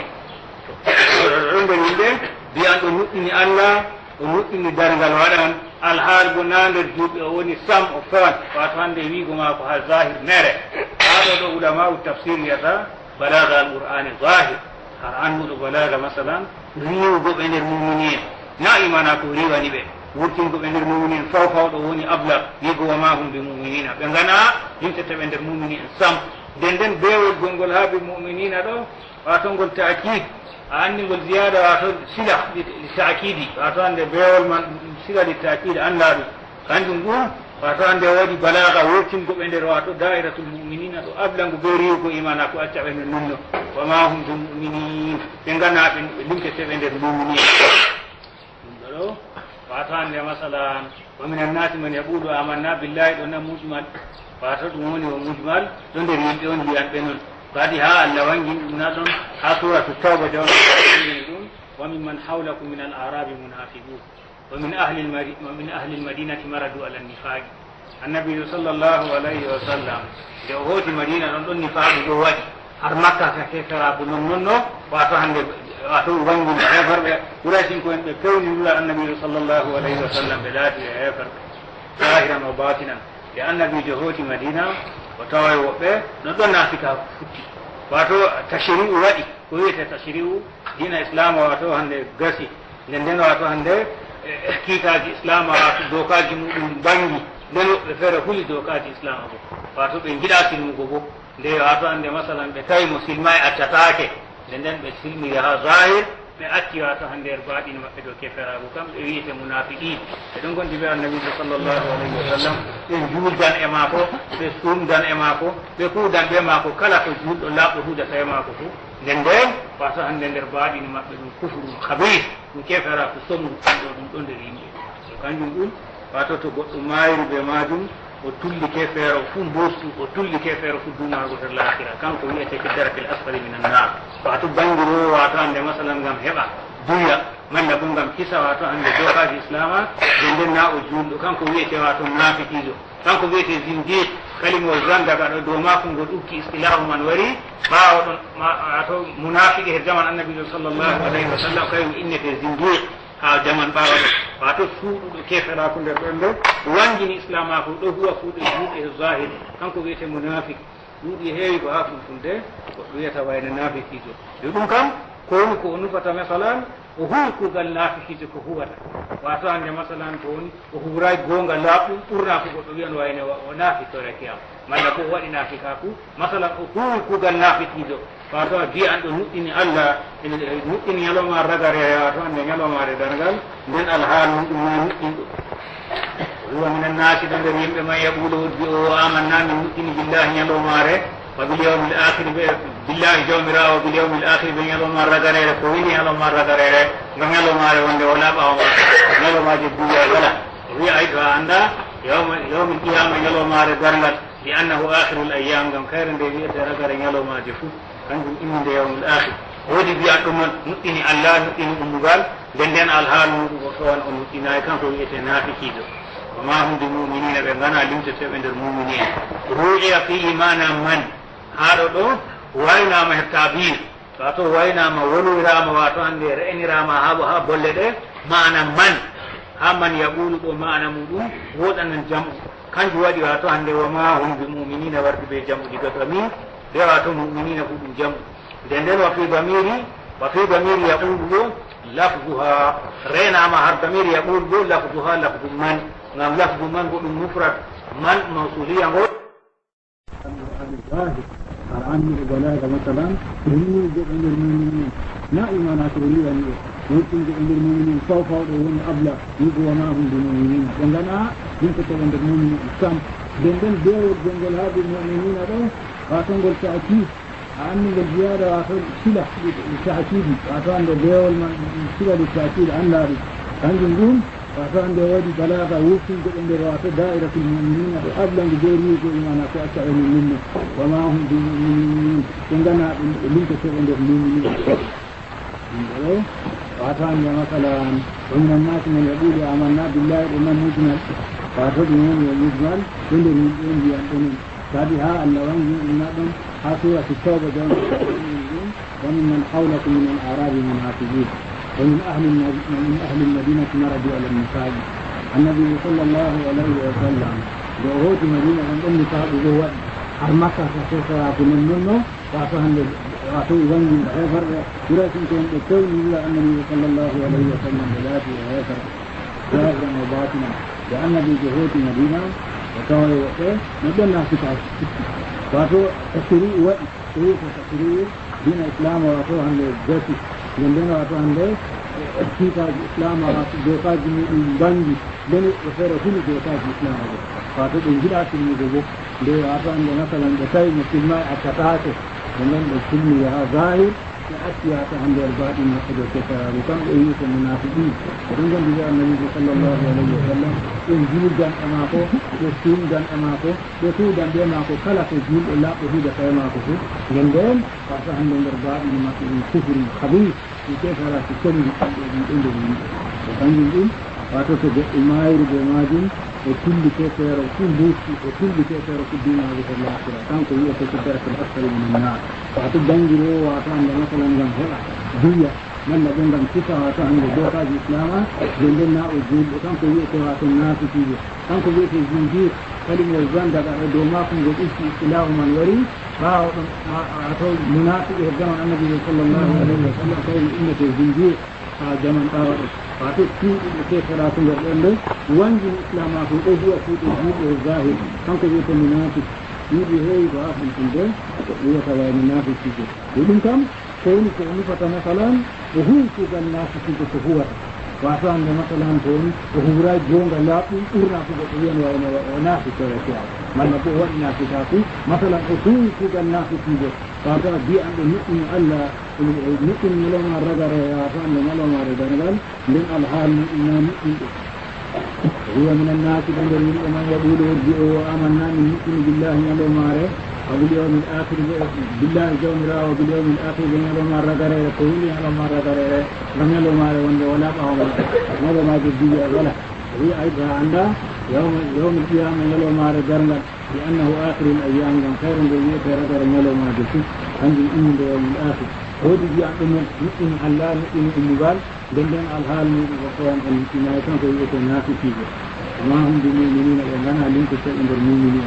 رؤيا فيه معنى من هذا وين من التعبير فاتو وين ما ولي رام واتان لأمر ما عبها بلده معنى من amman yaqulu be ma'ana mudum wodan jam'u kanji wadi wato hande wa ma hum bi mu'minina wardi be jam'u diga bani be wato mu'minina fu di jam'u den wa fi damiri yaqulu lafzuha rena ma har damiri yaqulu lafzuha lafzu man lam lafzu man bi mufrad man mawsuliya ngol يخادعون إلا أنفسهم وما يشعرون يخادعون الله يدعس من الله صلى الله عليه وسلم وقال تفسير أن الأونة من بلاغة هذا يدعي من تحسين يدعي من تحسين وأتوا مثلا موت المضاف حتى بعد يخادعون رسول الله وقال قوانين قوية أسر اللغة العربية ويأتي أكثر اللغة العربية وأتان مثلا مثلا وأتو خادعه ينجي من ذلك وأتان بهولو جاهل مع رسير بائن من سير وأتو بندو وأتو يخادعون الله ونبار جامع الدين ومدنين فقد مخادعة بند الورد بسورة مفاعلة بند الورد بسورة مفاعلة بناني أن يقول وأتان بهولو تفسير وإلي النوع تحكيم هذا وأتو كوين هي أصل خدار من إخفاء وأتو مسلم به وأتو بإيسا جامع والذين يبين آمنوا مسلم به wato garin esta jawmirawo e niɗɗin ɓe kowoni estugo jawmirawo ɓe bangina dina ɓe bangina wato ɓe dinori ɓe dina allah nden nden alhaal bo nanum woni ɗum noon wato baɗo esto suwayi walladina eɓen amani niɗɗinɓe ɓe esta saabo nde ɓe banginana ɗum wato hande kamɓe ɓe niɗɗinɓe wato hande ɓe yiɗɓe dina allah nden alhaal nanum ɓe mbaɗi o wi wato bi ishari ɓe wangingo bi ishari khilafa ma attani banginki wato luɗɗin ko ɓe tuuɗi من الكفر من الكفرات ولكن الكفرات ان بينا واتان دينا ليدفعوا عنه احكامهم لم انديرا هورم اندينا كوي ماكو احكامه فيتا الدين الدنيا هي دين واتو عند مثلا فيتا جوات الدجنا الدين الشريعه واتان الاسلام لم هذا كفر واتو عند ثلاثه مثلا الهجري والزكاه كان دون واتو ليدفعوا عنهم لم اندينا نفسه بمقصود ماكو واتو عنهم اندينا بأكنا نفسه بمقصود احكامه فيتا الاسلام الدنيا هي دين كان دون وحاجه ماكو wato bana darego ba dahego wato hande ba ñamego jawdi ba fiigo jigiya dow maɓɓe ɗum ɗo fof a ɓe sifra ɗum yo ɓe keɓra bo teddinego e yiɗego e heɓdo ndalagu ko muwijo heɓanno fu ɓe heɓra ɗum wato ɓe mbiya wato hande masalan wato ɓe ɗo ƴowri wato wama yukhadiuna illa anfusahum kamɓe ɓe wala ko ɓe estata fu se koye maɓɓe ngam wato hande bononda estoman dow maɓɓe wattata وما يخادعون إلا أنفسهم ولا تؤمن استفدت كوي مكة لم دليل واتو أن مثلا دليل من جنة نقل مكة جلاج اسم كتا واتو قومون واتو أن مثلا كتم واتو بن إندئي من الله تربو وجه كتم واتو أن بن استلبو من إسوء كتم إلا تربو من وما يخادعون واتو أن ولا تؤمن إلا أنفسهم كما نقل مكة لم يؤمن لأن وبال خدائهم راجع إليه لم وقعن وبال هلك خدائهم استمع راجع إليه قادمة ويصدقون المسكة في الدنيا الحربية بإطلاع الله نبيه التي تألى أنه جمعين على ما أقتنوه دوك المسكين ويعاقبون إن جنجك في الآخرة والآخرة نور وقعن وبال خداء من برمي wato Allah sun yi jijinan aya wangina na fito wato an da annabi sallallahu alaihi wasallam an da enon non wato an da imbuste wardiya den wallahi rabo indan yito dini da yangara kan jon mana hasu wa ma yuqadiuna illa anfusahum hadan do wodi qiraaji masalan wodi qiraaji wa ma yuqadiuna illa anfusahum wodi jangil wa ma yuqadiuna illa anfusahum qira'a mutawatira wa ma yusiru ilahi murida wa ma yas'urun ya Allah wato hande ɓe andabo kida hiɗa maɓɓe man dow maɓɓe lortoto wama yaskuruna wato hande ɓe anda e matata wato la yalamuna ɓe andata anna qida'ahum nonni esto maɓɓe li anfusihim nafsuji maɓɓe wal muqada'a huna waddingo wato qida'a ɗo wato ɗo singa mufa'ala haɗo min wahidin daga goto non noon ngam masalan ko wardi ɗo siga mufa'ala ɗum imman wato hande masalan haɗoga arabiya wato ko wardi ɗo siga mufa'ala ɗum umman min tarafayni wato anne masalan darabtuhu wato masalan mi fii goɗɗo fiyam daraba masalan kanjo haada ɗo goɗɗo wiyam masalan ba esto wato ɓingoyer maɓɓe mo ɓe eskata bo ɗo eskaɓe masalan kanjo o wiyata wato hande mu haada a haɗo ɗo min wahidin daga goɗɗo goto ɗum ɗi wato masalan ɗum ƴon her luga arabiya ba wiigo a fafti lufta wato mi yangi tiddidde aqaba ɗo ɗum finga mo fa'ala وذكر الله ولي بلفظ الجلالة فيها هرون تحسين إنه تحسين وتبقى موت المضاف من استعار عندها حروف وتسجل ريبا وتلقن والبيان وفي قراءة هرجان به وما يخدعون يقوم في قراءة الجنب متواتر وتناتي ابن كثير أبو أم كم الجنب يخادعون nokkuuje ɗiɗi wato hande ko luuti kamɓe ɓe jangi ha nokkure wato hande ragarere wama yakdaun wato wama yakdauna e jangiri wato ko wiyete yakdauna bi manan lakin yukadiuna ɗo faama isdiwaj ɗo famna isdiwaj wato hande suduru l amali min tarafayn lakin o tafsiri ha ɗo har jiha goto wato har jiha goto mukada o maɓɓe waɗi ko ngam laatate masalan har ragare har dargal ɓe estete masalan dammuɗe aljanna omtaneɓe ha to e faandi ɓe tilla yeeso maɓɓe ko ngam wato hande masalan ɓeɗo dokka fafirahi yiite waɗa wato hande annora waɗan ba fuɗɗanannoɓe ndendirtete e mbaɗi gafasera yiite ko yifa ayna am ko ngam ɗum laatinin na ɗum eske heddiha jawmirawo he allah wato hande ɗum yangaɗa her maɓɓe o wi kanko ni to ɗum wiyama mukada her allah ko ɗum wiyama mukada her allah nden na ɗum mukada mo naw ihfa'u sarri fuɗugo hayri wato hande ɗum nden ɗum sifa allah laahi kayat o wiyata o fi qulubihim maradum في قلوبهم مرض في قلوبهم مرض فزادهم الله مرضا ولهم عذاب أليم بما كانوا يكذبون. قال في قلوبهم مرض بندر النيو بندر النيو قاتنيو يتسكن سكو يتسكدين الله يتفق أنه صلى الله عليه وسلم يسمى وافر في قلوبهم جرد يثبت مرض النوم ونفاق منافقات فهو يمرض قلوبهم فهو يمرض كنغواتهم فهو يمرض قلوبهم وإنهم نفقر كما يجبتها لافنة فزادهم الله مرضا يوم راواتهم يسلم قواتهم يوم ثم ما دون دعاء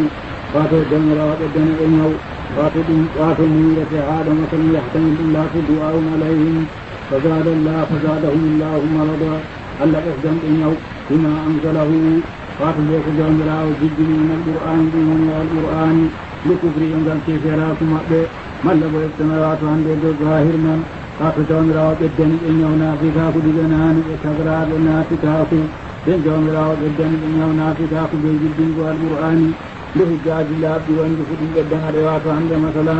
فاتو السيكو إن قدنا رواتو السيكو إن قدنا النفاق فزادهم الله مرضا وفي كفرهم بهم كفرنا بمأوى القرآن ولهم عذاب أليم ودن ينقدنا هناك مؤلم ينقدنا هناك ويات مؤلم هناك بما كانوا يكذبون بكلات سبب الكويت سواتا أجرات بما كانوا يكذبون فاتوا حمزة بكسائي عاشم فننجر بما كانوا يكذبون كتب مجنجر بما كانوا يكذبون بسبب قولات واتوا بالسواتا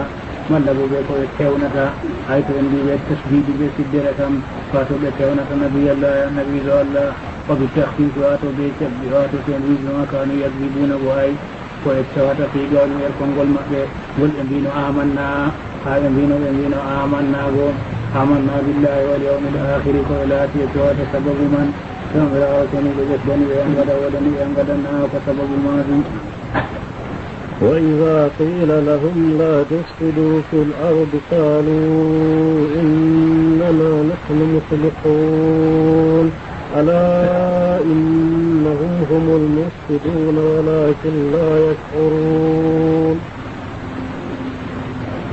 قال الله سبحانه وتعالى وإذا قيل لهم لا تفسدوا في الأرض قالوا إنما نحن مصلحون واتوا لي كفنافقين فإذا قيل لهم لآم واتوا لهؤلاء ذات مار نافقين إذا رؤوا الظرف واتوا منصوب على الظرفية عامل ما قويت قالوا إنما نحن مصلحون فني لآم واتوا لا تفسدوا تاتا بنية الأرض التي بالكفر بكفرات والتعليق قدك عن الإيمان والمؤمنك قالوا إنما نحن مصلحون فاتوا وفاهما عربية مثلا بلاغة حصر فاتوا جملة اسمية لأن مصدر إنما نحن مصلحون مؤرخ من طرفين يعني أمينهم منهم واتوا إنما نرجعوا ونحن منهم مصلحون والمؤمنون فني عندك خدام بنون دهر لدي فاتوا موضوع بنون له فرانغو الله nden haddum ina ɗum ɗingo fatumo yinno hanana gonga o fadda ɗum nden kanko o haali hoorema ko o haɗi tanama ko so wi'ama ɓe tatan bonni her lesdi ngam bononde her lesdi ɗum wata hande soyde wata hande jaɓange jawmirawo nulal annabijo sallllahu alayhi wa sallam ɗo ɗum wiyete akbaru fasad wata hande ko wiyete akbaru fasad rewgo tan allah annabijo sallllahu alayhi wa sallam waddani imanat waddani en tawhid ndende wato hande to wi'ama ɓe tatan bonni her lesdi ɓe hufrango allah wato e faddugo yimɓe har imanatu ɓe wiya innama nahnu muslihun ɓawi wala ko min goni ɗum min mboɓɓinoɓe innama narettago ma nahnu min muslihuna min jonoɓe walaytama nahnu ko yiiɗi fasad ɓe mbiya wato laataki komin gondiɗo bononda ɓe mbiya wato komin gondiɗo ɗum wiyatake bononda wato hande komin goni ɗo minen min woɗɗinoɓe qala llahu taala raddan alayhim jomirawo seniɗo wi jomirawo ɓen wiɗo wi raddan gam ruddanko alayhim dow maɓɓe wato ha wurdanaɓe masalan gam ɓe gaddi ha ɗo har famanɗo arabiya masalan ɓe rammini mboɗe woɗɗingo faddo maɓɓe bawi bo wala boɗɗinowo se kamɓe kanjum ɗum jomirawo ruddani ɓe bawi bo kamɓe tawata hande hata koye tuwata fat wato ɓe boɗɗinoɓe wala boɗɗinowo se kamɓe innama nahnu muslihun ɓen jomirawo wi ala innahum humul mufsidun walakin la yashurun ala finnan ɗum harfu tambi gam taakidi jumla bo gam ɓe waɗino kamɓe innama ɓe wato nahnu muslihu kanjum wato hande masalan radduman yato radduman nasabnoto golle maɓɓe ala finnan ɗum harfu tambi innahum no kamɓe ɓe humul mufsidun kamɓe woni bonnoɓe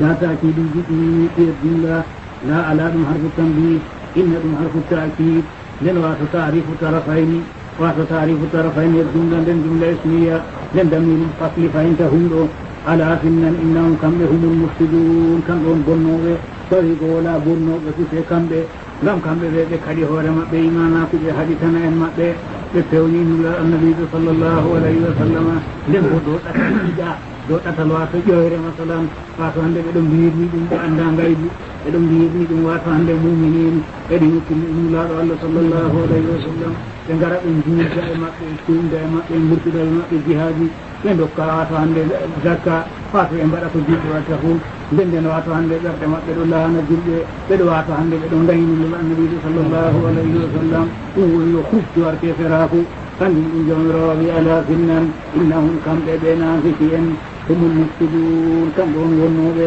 bawi bo wala fasada dow wato hande ban maɓɓe wala bonnowoba maɓɓe walakin la yasurun te kay la yasuruna ɓe matata bi dalika bolwa ɗum ɗum ɓe hiritawi wato kamɓe on wonnoɓe ɗo ha ɓeɗo yaha ɓe jeeya muslihi wato hande walakin te kay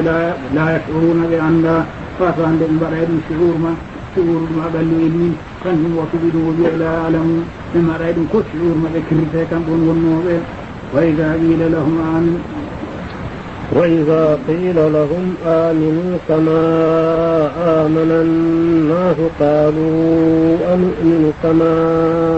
آمن السفهاء ألا إنهم هم السفهاء ولكن لا يعلمون وإذا قيل لهم فني آمنا في جنب آمنوا مؤمنين كما آمن الناس بيننا في فاتوا آمنوا فقط منافقين زمن النبي صلى الله عليه وسلم ولا وظلم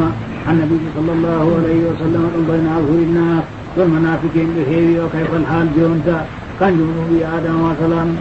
عنده أن مثلا نفاق هيري مثلا وذكر نفاق الأعمال ورتنتا إيمانات فاسد ورتنتا قط دين إسلام نفاق الأعمال نون في آدم وآية هرسول الدول سورية النفاق ودن إني الله فاسو عنده ودن إني الله ودن دينا لن أدعي دوات هر دول أدعي دو هر إيماناكما كما تهرسول الدول مثلا كونن سونا فسودما قطعنسو wato wata umodi amul layli ko laati ko julɓe suglani hugango her ibada ɗo ɗayɗo ɗum mbiyeteni fabul amali kanjum ɗum sayyidna umar ibnul khattab radiallahu anhu wato hande wiyata hudayfa o wiyata nde annabijo sallllahu alayhi wa sallam sirri manafiki en fuf annabijo yettimo yetti hudayfata al yamani sahabojo annabijo yetti munafiki en ko wayno nafikijo wayno nafikijo wato ni annabijo sallllahu alayhi wa sallam yetti hudayfa kanjum ɗum sayyidna umar ibnul khattab wiyata hudayfa wato andina fita ko ramna kanjum ɗum kono wiyanimata tawa konngol umaru sahle ɗum nifaqul amali na ɗum nifaqu burtinanɗo ɓi adama masalan kuugal kanjum ɗum wiyata tawata julɗo moltoto أعوذ بالله من النفاق والشباب وسوء الأخلاق وسماتة الأعداء أتوان وأتجيب أدوي أعوذ بالله من النفاق فالنفاق الأعمال قمت لا تكن النفاق موكين إسلامك كم في آدم لا تاكل جيب كبير النفاق الأعمال هركو الإسلامك ما فوتايد هرمان هركو الجوات عندن جيب دد سرت هرمان كم فوتايد هرمان مثلا ثم دوية النفاق الأعمال وجود مثلا نقين دو لن أدايد هركو من دوية النفاق الأعمال جيب أمور مثلا حرماك مثلا واتهان بحريات جل أمتنا ودعاي بهرنا فلا يأتي له رمضان جل يأتي نخبة القرآن الجنة إنا ودعاي بهر جمجمان حنن بسبنا أقوم بهر إيماناكم أكو إتو أقوم إنو أقوداي دينو كان يجيسي نفاق الأعمال كان يجيسي تنتاجينا أما دم خلدو كان يجيسي جمول فتعوذ بالله من النفاق فاتوا وياتا وإذا قيل لهم لتهي آمنوا مؤمنين كما آمن الناس بإيمانكم من بيونين من صحابين سلاد الله صلى الله عليه وسلم توي آمنات كين نؤمن بنا إيمانكم من ما والمقدرية نؤمن إيمانا كإيمان الناس تبديل الكلام يكون هكذا والله أعلم بسر كتابي نؤمن إيمانكم فاتنؤمن إيمانكم بل بإيمانكم صحابين النبي صلى الله عليه وسلم نو إيمانكم بي إيمانكم بين ظاهرا وباطنا بل نقول إن النبي صلى الله عليه وسلم يرتم دمبه نقول إن بوبه دمبه ثم يواتان إيمانكم لامغو نؤمن بإيمانكم صحابين النبي صلى الله عليه وسلم تني عند المؤمنين نفسه لإذنني قالوا أنبياء نؤمن كما آمن السفهاء في أنبياء يلك من مؤمنا بنوات عند السفهاء وجهاء آمن المؤمن صحابة أنبياء وجهاء سبحان الله فاتو عند وسلم أنبياء لك من مؤمنا بن جهاء المؤمن واتو كم ابتراء بأندا كان يمدو واتو عند مثلا من برسان من كم أنبياء من دوتن مرزاهر كمن هو أقول مأبه بد من قندر ما كن أنبياء تعوذ بالله أنبياء تعالى من لك من مؤمنا كما آمن السفهاء بنان الجهاء واتو عنده بنان واتو الجهاء المؤمن كميت سفه واتو عنده داعي جهاء كيلو مثلا كان يتفسر الجهاء المسجد أيتو عند لا نقلك في إليهم من قوة بكوغ المسجد صحابا إليهم واتو كم يتفراي عند من بأصحاب مقبه لا نقلك في إليهم من قوة بكوغ المقبه قال تعالى ردا عليهم جمرا وانهرهم لم ردا ونافكين جمرا ألا إنهم هم السفهاء ولكن لا يعلمون ألا إنهم كم براتهم لنافقين هم السفهاء كم بيت جوهاء المسجد يعني عند المؤمنين فاتهم المؤمنين النبي زير تنقل مقبتان لندر الدين مقبت فاتهم بهذا كم بيت المسجد فاتهم كتب دية دولار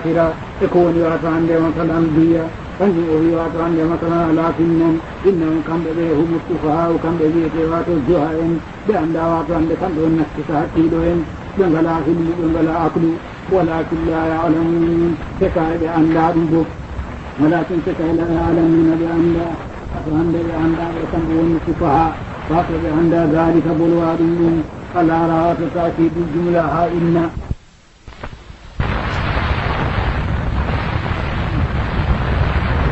وإذا لقوا الذين آمنوا قالوا آمنا وإذا خلوا إلى شياطينهم قالوا إنا معكم إنما نحن مستهزئون قال الله سبحانه وتعالى وإذا لقوا الذين آمنوا قالوا آمنا وإذا خلوا إلى شياطينهم قالوا إنما نحن مستهزئون وإذا لقوا الذين آمنوا يتوجهون بالكفر المؤمنين آية علماء التفسير والتأويل فدنبل ونكسر من النزول فاتوا مثلا آيات القرآن جد لم سبب فاتوا سبب موت جد القرآن كما عندك أمة تورنده به سير الآخرة من سبب عام فاتوا سبب خاص بلونا نواتو كذا ولا جمراو جدنا حكوماتهم ولا جمع جمراو جدنا جواب من قال علماء التفسير أهل العلم والإيمان تنبول وسبب نزول هذه الآية سبب واضح مثلا في الفاتحة آية كادو إذن بيوات أبو بكر الصديق رضي الله عنه عمر بن الخطاب رضي الله عنه علي بن أبي طالب رضي الله عنه فأتان لكم بين إنجهياء نتيانا نافكين واتبعد عندهم بنافكين فأتان مثلا نادم بهذه نتيانا بإيمانا ثم قلاة يوم دونه لكن جيار مكة لتيوات الموت نافكين يتيون أبي عبد الله بن أبي إنما عبد الله فاتتاكم تغلى طالب العلم فيه كمدوي عبد الله فرنتا ابن أبي بن سلول فاتوان الذي كو خدموني مثاله فاتوان من جلد عبد الله كانكو عبد الله بن أبي بن سلول من داد ماكو كانكو نافكي جماعة نافكي المدينة لندن دهي بتايمو لندن ودوون دي نافكي من جودي لندن وبداري عنه الله نمرج تغير هاي ونعندا يوتيبو عند أبو بكر الصديق be Umar be wato hande Aliyu woni jiri e beɗemgal belgal o waɗani ɓe wato hande ko en mbiyata juɗoji hayni waɗata wato gam kanjum ɗum goɗɗo wato hande maɓɓe jeese ɗiɗi wato ko laatake yimɓe noon o huwi kuugal ko naafiki en huwata o waɗi wato kuugal juɗoji hayni o wolwaniɓe masalan o manki dina o teddini ngaaɗo Allah sallllahu alayhi wa sallam o ruttiɓe nde ɓe jilli o jaltitini o wiyata yimɓe ono noon anda ni on mbaɗata en fofta ɓe maɓɓe wato ɗum o wi فلاري هراسية عند بدأ توانئ ما كما سلام هل قروب سبب نزول هذه الآية ما روي أن ابن أبي وأصحابه جاءهم نفر من الصحابة ينصحوهم فقال لقومهم انظروا كيف أرد هؤلاء السفهاء عنكم فأخذ بيد أبي بكر الصديق وقال مرحبا بالصديق يا شيخ الإسلام ثم أخذ بيد عمر وقال مرحبا بالفاروق الجوي في دينه ثم أخذ بيد علي فقال مرحبا بالعم النبي وسيد بني هاشم فقال له علي يا عبد الله اتق الله ولا تنافق فقال له مهلا يا أبا الحسن إني لا أعبد هذا والله إلا لأن إيماننا كإيمانكم ثم اقتربوا فقال ابن أبي لأصحابه كيف رأيتموني فعلت فإذا رأيتموهم فافعلوا مثل ما فعلت فأثنوا عليه وقالوا لم نزل بخير ما اشتكينا فرجع المسلمين إلى النبي صلى الله عليه وسلم وأخبروه بذلك فنزلت هكذا ذكر في الخازن فاتوان مثلا بانو فاتوان واتوان لصحاب وريان سياني وسيء رجرة بيتم تبوت لندن واتوان مثلا برحمة مدولانا بي قونيون بنجدها إسلام بنجدها النبي بنجدها صحابوين وتقاتي دينا هدوء أمة كنزل واتوان لأوي وفي على أويات وإذا لقوا الذين آمنوا لتهل قتل للإنده هو قتل بنجد مثلا قالوا إذا آمنا من المسلمين على قولوا بعث من عربية مثلا تسريف لقولوا وزنهم فأو فأتوان لقولوا وزنهم فأو أكل ما قل لقيوا فأتوان لفعلوا لندن وأتوان للام ما قل مويتا فأتو لام الفاء الكلمة بلام الكلمة فقط فأتو وزن ما قل لا تفعوا فأتو دمدو مثلا فأتو أكل ما قل لقيوا لن هدفت الضمة وزن شربوا فاتو ضمة مويتاما فاتو عند ضمة مويتاما ضمة قلواتو دويا فاتو مويتاما للاستفتال قد دواتو تورنها واتو قائدة انتصرفوا فاتو من قديم فاتو عند مويتاما لكي كتي واو مثلا فاتو بيا فاتو دي واو واتو ضمير بيا ونقول ضمة اتدو مودم فاتو كولة دي كتي كان جوية ثم الياء لابتدائها ساكنة مع الواوي wato yaabo moytama ɓawo ɗon ngam wato koɗe ɗiɗi fottata her arabiya masalan wato ɗum woni o sababu moytugoya nden warti laaɗi nden wato hande ɗum laatake masalan masle gaafu sottina wartira dammare ngam ha nasabna wawu kanjum warti laɓu wa ida laɓu wato hande tawi on potti alladina ɓen amanu nuɗɗinɓe nde tawi ɓe potti wa ida laɓu nde tawi ɓe potti kamɓe naafiki en الذين بن آمنوا نؤمن قالوا بنبيا آمنا من نؤمن كبن جيد بمؤمنين ما بنبيا بنؤمن كبن جيد بهفر بو بنبيا بهفر بمؤمن واتن نافقين وإذا لقوا نتائج فتي الذين بن آمنوا نؤمن قالوا نافقين بيا آمنا من نؤمن وإذا خلوا نتائج كربي to ɓe peri masala wato ɓe perwitiɓe seyɗanuji maɓɓe فإذا خلوا منهم فروا المؤمنين ورجعوا بشؤيت إلى شياطينهم فسيدانوا جمع ويت شيطان فاتو كل واتو عند كلواتو بيتيدو إمنو بآدم كوكيناول كوبو واتو عند دبوه ويت شيطان فاتو عند تؤدرير بيتيد مبه فاتو ياسر بيتنون فرجع عند شياطو عند كم بيدا شؤيت إلى شياطينهم فسيدانوا جمع seyɗanuji maɓɓe woni mawɓe maɓɓe kanjum o tafsir ru'asaihim mawɓe maɓɓe to e lorani ɗum fato hande wato hande kahanatihim huude en maɓɓe masalan ha tottoɓe lorani ɓe masalan ɓe mbiya wato ɗaalu ɓe mbiya inna ma'akum innama nahnu mustahzi'un ɓe mbiya ta tune mere gonin ɗum juddaɓe maɓɓe ɓe tumɗe maɓɓe ɗo fato ɗum mere fato minin ɓen min julɓe ɓe mbiya inna no minon ma'akum ɓe gondi ɓe moɗon onon e barɓe إنما نتعب ما نحن من المستهزئون من جانب الجلية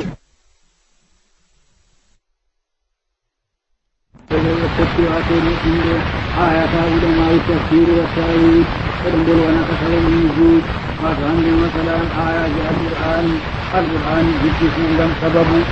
سبب موت جد القرآن إنما عندك أمات ورنده لكي سهر الآخرة من سبب عام سبب خاص بلونا نوات كذا ولا جمراو جدنا حكمات ولا جمراو جدنا جواب من قال علماء التفسير أهل به والإيمان تنبل وسبب نزول هذه الآية سبب عندنا مثلا في الفاتحة آية تعالوا ولم يرات أبو بكر الصديق رضي الله عنه عمر بن الخطاب رضي الله عنه علي بن أبي طالب رضي الله عنه عندنا هي هذا مكان ناقصين واتبع عندهم بنافسهم واتوا عند مثلا هذا من هذا نسيان الإيمان ثم لا خير دوني لكن يرمى يتيوات الموت النافسين يتيم البيت عبد الله بن أبي إنما عبد الله فاتت آخر قبل طالب الجن من تقول عبد الله فهمت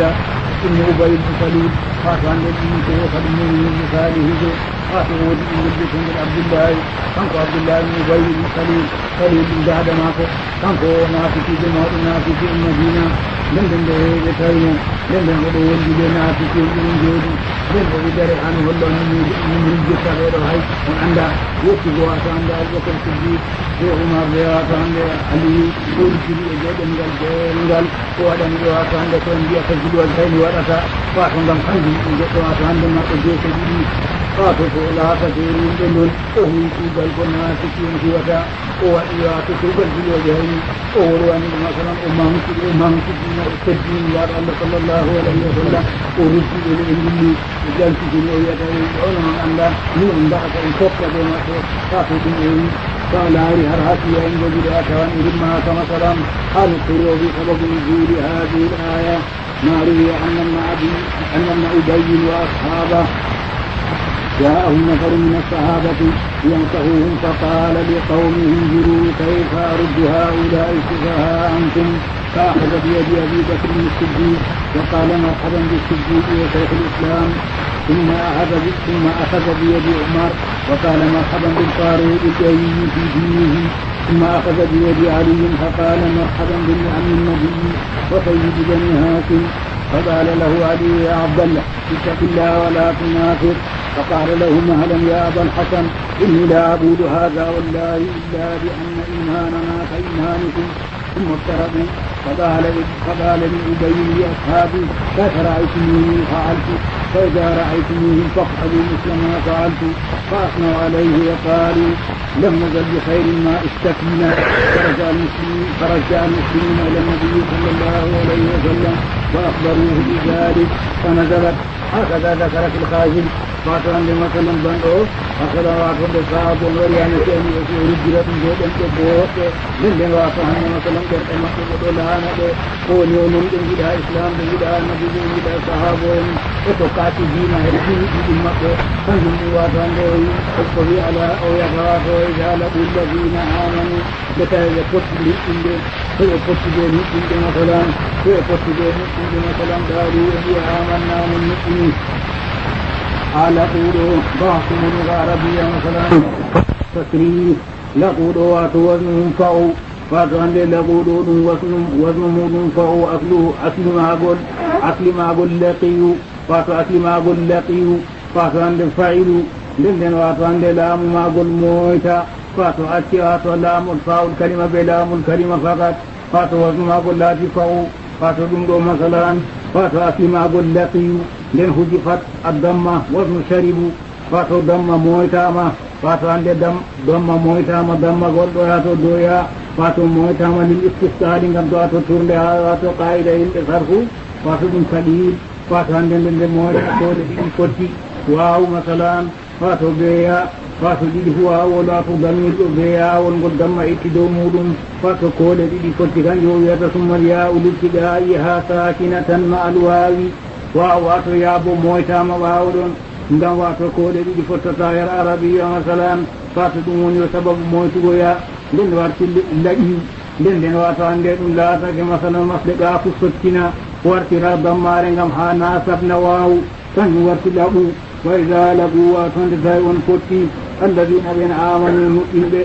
nde tawi ɓe potti wa ida laɓu nde tawi ɓe potti kamɓe nafiki en alladina ɓen amanu nuɗɗinɓe qaalu ɓe mbiya amanna min nuɗɗini to ɓe jiidi ɓe mumini en ma ɓe mbiya ɓe nuɗɗinɓe to ɓe jiidi ɓe heferɓe bo ɓe mbiya ɓe heferɓe ɗum woni o watono nafikin wayi wayda laɓunde tawi ɓe potti alladina ɓen amanu nuɗɗinɓe qaalu nafiki mbiya amanna min nuɗɗini wayda halawde tawi ɓe perwi to ɓe perwi masalan wato ɓe perwidi ɓe sayɗanuji maɓɓe wayda halaw min hunde tawi ɓe perwa ker mumini en waraja'u ɓe coƴƴitiɗa sayatinihim fa sayɗanuji maɓɓe wiyete cheytan wato kullu wato hande kala wato ɓeetiɗo ɗum woni o ɓi adama ko ginnawol ko bo wato hande dabba o fu wiyete cheytan wato hande to ɓe lori ɓeetiɓe maɓɓe wato yakarɓe wiyete noon ɓayda hande tawi wato hande kamɓe ila toni ɓe coƴƴiti ila sayatinin fa sayɗanuji maɓɓe sayɗanuji maɓɓe woni mawɓe maɓɓe kanjum o tafsir ru'asaihim mawɓe maɓɓe to ɓe lorani ɗum wato hande kahanatihim suudi en maɓɓe masalan wato to ɓe lorani ɓe masalan ɓe mbiya wato qaalu ɓe mbiya inna ma'akum innama nahnu mustahzi'un ɓe mbiya ta sunne mere nga woni min ɗon juutde ɓe maɓɓe min ɗo tumde e maɓɓe ɗo wato ɗum mere wato min ɓe min julɓe ɓe mbiya inna no minon ma'akum min ɗo gondi ɓe moɗon onon heferɓe innama no yettago ma nahnu minon ɓe mustahzi'una min jantoɓe julɓe subhanallah ni wato ɓe mbiyata tata goɗɗo tamma ɗum reyi nder julɓe nde laatake zaman annabijo sallllahu alayhi wa sallam ɗum ɗo heewi wa kayfa al haal al an no ɗum wonata e yimɓe wato kanjum ɗum wato woni wato hande wato tulluɗum har ɓi adama fu wato hande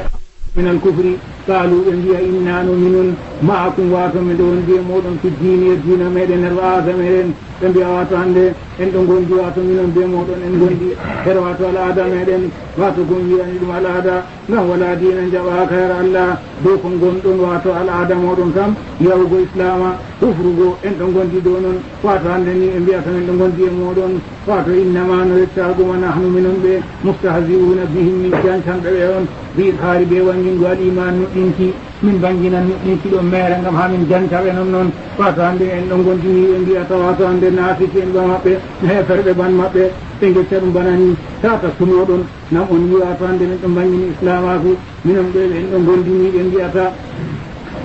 allahu yastahzi'u bihim wa yamudduhum fi tughyanihim ya'mahun jawmirawo seniɗo wato hande ɗo warjaɓe wato hande ɗo warjaɓe jance maɓɓe allahu jawmirawo yastahzi'u bihim jawmirawo ɗo warjoɓe jance maɓɓe yujazihim bi istihza'ihim jawmirawo ɗo warjoɓe wato jance maɓɓe wa yamudduhum jawmirawo wato ɗo foɗindaɓe ɗo wa yamudduhum yumhiluhum wato jawmirawo ɗo sabbitinaɓe fi tughyanihim wato fi tughyanihim ƴaggare maɓɓe ya'mahuna ɓe ɗo gartina wembina hay fi tajawudin har ƴettaki maɓɓe alhadda keerojil kufri be kesaraku ya'mahuna yataraddaduna ɓe ɗo gartina tahayuran ngam wondore wato jumlata haalum in haal ay ya'mahuna o wato alhaal maɓɓe ɓe wartinan ɓe nder wondore أولئك الذين اشتروا الضلالة بالهدى فما ربحت تجارتهم وما كانوا مهتدين أولئك الذين اشتروا الضلالة بالهدى يا ثم صفات نافكين كنت تجمعوا أنني يا ثم صفات صفاجدي فأنه الذين من اشتروا الضلالة بالبتة واتهند الضلالة مجر بالهدى بكندا فاتو كندا النبي صلى الله عليه وسلم ودني en gudini ɗum ɓe suɓi majjere faato ɗum ɗo woni wato hande ulama o wiyata ha wato hande har waccitago hunde alluga arabiya sobnu ɗum be har feere be kanjum woni wato seeda ɗum awiyan istaraytum kitaba bi dirhamin a seedi be dirham a hooyi kitab kanjum waɗi ulaika alladina wato masalan yaton maɗa istara wato sotti ko ɓe suɓi addalalata majjere bil huda be kanda in andi wato bahtuman ha wato faniul bayan ma'ruf masalan هذا استعارة معروف استعارة مثلا وأصلا مثلا استعارة مثلا عندك هاي اشتروا اختيار نندري باستراو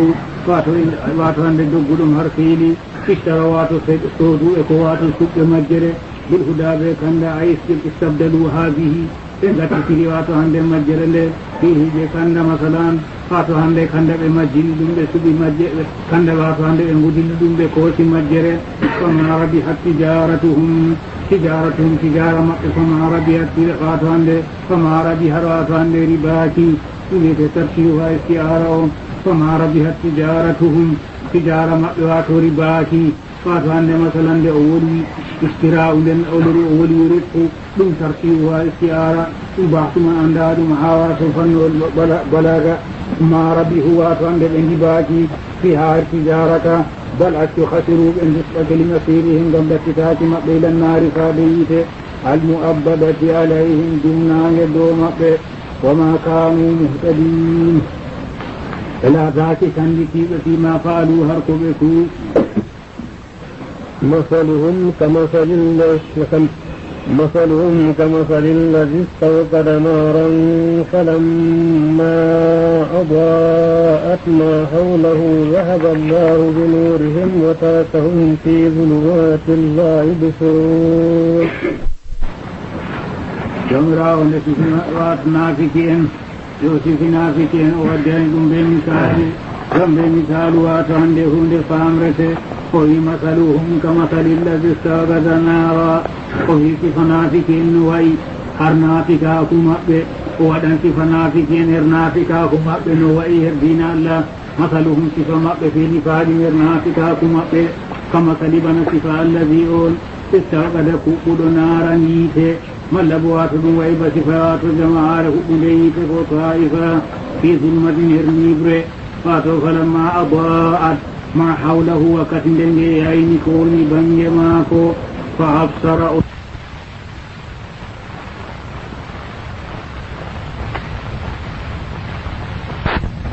da hool inago wato hande masalan har kon gatata masalan walla har ko juhata mo nder niwre o anda niwre jemma ɗum ko o botoy ɗum ɗum jomirawo itti annora yiite go wato ha ɗum mbuud balaga o wiya dilliri yiite dilliri annora wato hande ngam ha ñibre huuɓamo kulol lortanamo ɓaawa wato masalan jangol waɗi no nden nde ñibre ɓurata satugo kañum woni misalu sifa maɓɓe naafiten no wayi ni dina waraniɓe annabi sallllahu alayhi wa sallam waddaniɓe ɓe annora wato waddaniɓe ɓe annora goonga nden nden wato hande ɓe calika dede ɓe jaɓa annabi sallllahu alayhi wa sallam yiide ka makka hoti madina tawtiɓe annora tawiɓe dede ɓe jaɓa ɓe ekkita ɓe mbotoro ɗum nden nden wato hande masalan ɗum wartaniɓe ñibre kanjum wobi sifa maɓɓe wayi ba sifa on wato huɓɓuɗo yiite har ñibre wakkati wato hande ñibre goo wato hande wakkati yiite ko yayni banggue mako o ɗerfini o haytini o foyni masalan o hoƴƴinake ko o hulata zahaba allahu bi nurihim allah nattini annora maɓɓe ay asfahu jawmirawo wato hande ñifiye wa jamaa o jumi damir wato damir wato jam'ama ha nurihim ɗo mura'atan ngam waynugo limana alladi wato hande wato ɗum mawsud en bolino ɗum hande la tubahir mana alladi ɗo woɗanan wato ba taifa kanjum woɓɓe tafsiran ha ton wato taifa bana wato jama'are safarno toon e nden wato hande ñibre tawi ɗum wato jangama nden heeɓi yiite huɓɓi wato amti heeɓi annora hoƴƴinake wato har sakke nden nden wato jawmirawo worti yiite go annora maɓɓe watarakahum fi zulumatin la yubsirun watarakahum o acciɓe fi zulumatin nder niɓe la yubsiruna ɓe jiyata wato hande nder niɓe ɗi wuɗɗe la yubsiruna ɓe jiyata ko ɗume ɓe ɓemɗiɓe wato hande niɓe niɓe keferaku ñibre majjere ñibre naafikaku fato acciɓe wato nder niɓe la yubsiruna ɓe yiyata fato jawmirawo teniɗo masalan fato wortiɓe wato hande fayiditorago ɗum ɗo wato ɗum soyde fayiditorago wato hande masalan ko jawmirawo hokkiɓe o wiyata wato misalu maɓɓe on o wiɓanni o tarakahum fi zulumatin la yubsirun o acciɓe wato herniɓe ɓe jiyatama hawɗan ko woni banggue maɓɓe mutahayyirin demniɓe ani tariqi ɓe hattiriɗatal ɓe majjiɗatal khaifina ɓe kultorɓe fakadalika basifaka haulai ɓe a ton maɗa fato ɗum ɗo masalan haɗon aya ɗo masalan goɗɗo laran haɗo ma hawlahu ɗum wato hande ɗum mufrad nden zahaba llahu bi nurihim nden ha yagoragare aya ɗum jamɓu kanjum ɗum mufassiru wato hande nabbani wigo wato masalan gam waynugo mana allazi mawsulu o kanjum woɓɓe tafsirta ha ɗo kamasali llazi ɗo kamasali taifa wato bana wato hande yeru wato hande jama'are huɓɓude yiite banggue muɗum wato hande masalan wato toni hande ɓi adama ɗon ɗo nder ñibre o heeɓi jeygol nden wato wato jeygol gongol natti ɗon ɗon ɗum ɓurata ñiɓɓugo e non noon wato hande naafiki en ɓen ɓe ɗon no nder majje jahiliya e allah ni de annabijo sallllahu alayhi wa sallam hooti madina yer softina ɓe ɓe ji annora nden ɓe lortirte feraku ɗum woni e ɓuuri woɗɗago handitego wato kanjum o wi wato banani tafsirowo meɗen ni fakadalika banani haulai ɓe ato maɗa naafiki en haminuɓe kolɗini bi ibhari kalimatil imani ɓe kolɗinake be sababu wandinaki kalimol iman wato nde ɓe mi e nuɗɗini allah ɓe nuɗɗiniraɗo allah sallllahu alayhi wa sallam ɓe kolɗinake honego e dahego wato hokkugo jijiya e hulnego ɓe holɗinake ɓe kalimol ngol fa ida matu nde tawi ɓe maayi bo jaahumul hawfu kulol warana ɓe wal adabu e yangada wato ndumi ka ha abada ñibre nde huncatako yande ɓe maayi wato hande kuleli dumani ɓe yangada dumani ɓe kamɓe ɓe summum bukmun on yum صم بكم عمي فهم لا يرجعون أو كصيب من السماء فيه ظلمات ورعد وبرق يجعلون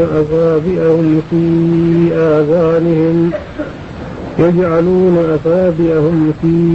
آذانهم من الصواعق هذا الموت والله محيط بالكافرين kamɓe ɓe summum faaɗuɓe ɓe nanata gonga ko gonga wiyama ɓe nanata ni nafikin wayi ɗum kamɓe summum ɓe faaɗuɓe wato faaɗuti maɓɓe man ɗo na wato hande faaɗuɗo wato mumen andi hettiyan mo nanata dey aa narruɗi maɓɓe man botataɓe jawmirawo wanginani en wato hande soyde bote man ha alqur'ani khayru ma fussira bi qur'anu bihi alqur'an wa ja'alna lahum saman wa absaran wa afidatan فما أغنى عنهم سمعهم ولا أبصارهم ولا أفئدتهم من شيء إذ كانوا يجحدون بآيات الله وهذا بهم ما كانوا به يستهزئون فاتون نانɗe kadon her maɓɓe fato nanɗe man ɗe fayida taɓe giɗɗe kadon ɓeɗon jiya ko goɗɗo yiyata ɓe giyata gonga ɗum fayidayi ɓe ɗum woni wato kamɓe ɓe summumɓe faaɗuɓe anil haqqi wato ɓe hakkini gonga ko laati o gonga ka fu e nanata ɗum te ko laati o batil fala yasma'unahu ɓe nanata gonga go samaɗa bulinnanɗe ɗe jabki ɗum nanan wato hande ko wiya er gonga annabiɗo sallllahu alayhi wa sallam ko addasmi yettiɓe ɓe nanan lakin ɓe botorta ɗum ɓe gonɗinayi e noon ko allah feni o jibbini alqur'ani ɓe nanan nden wato ɓe nuɗɗinayi ɓe kurata ɗum woni wato hande ɓe nanayi nanɗe wato hande botoje fala yasma'unahu ɓe nanata gonga ka samaɗa bulinnanɗe ɗe jabki bukmun kamɓe ɓe wato hande muuka en hortun anil hayri muuka en her hayru ɓe mbiyata hayru wato hande ɓe mbiyata hayru na wato hande ɗemɗe maɓɓe bolwata de wato hande masalan ɓe muuka en her hayru kanjum ɗum aya wangini en fama agna anhum sam'uhum wala absarum wala afidatuhum min shay fala yaqulunahu ɓe mbiyata hayru wato ɓe mbiyata konngol wato hande kuuɓan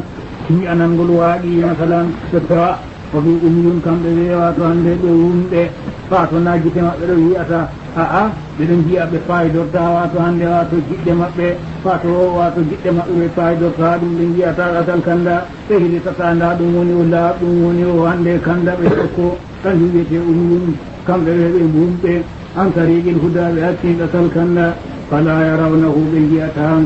بنجي أتانغل جئت النفوج فاتو بنجي أتانغل جئت النفوج بتوكرا فهم تنبب لا يرجعون بسئتتاكو عن الضلالة المجر تردوج دو مجر مقنا بسئتوه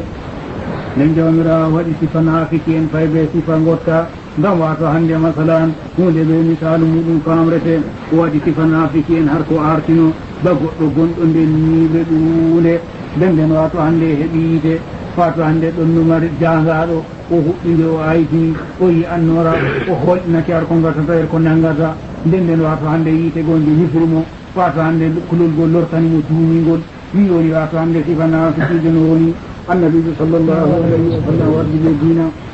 من دينا دي اوتوكو len o sali o fewnika nden jawmirawo waɗi sifa gotta feere bo ko ɓadditinta fato har faamuno naafiki en sifa muɗum wayi أو كصيب من السماء فيه ظلمات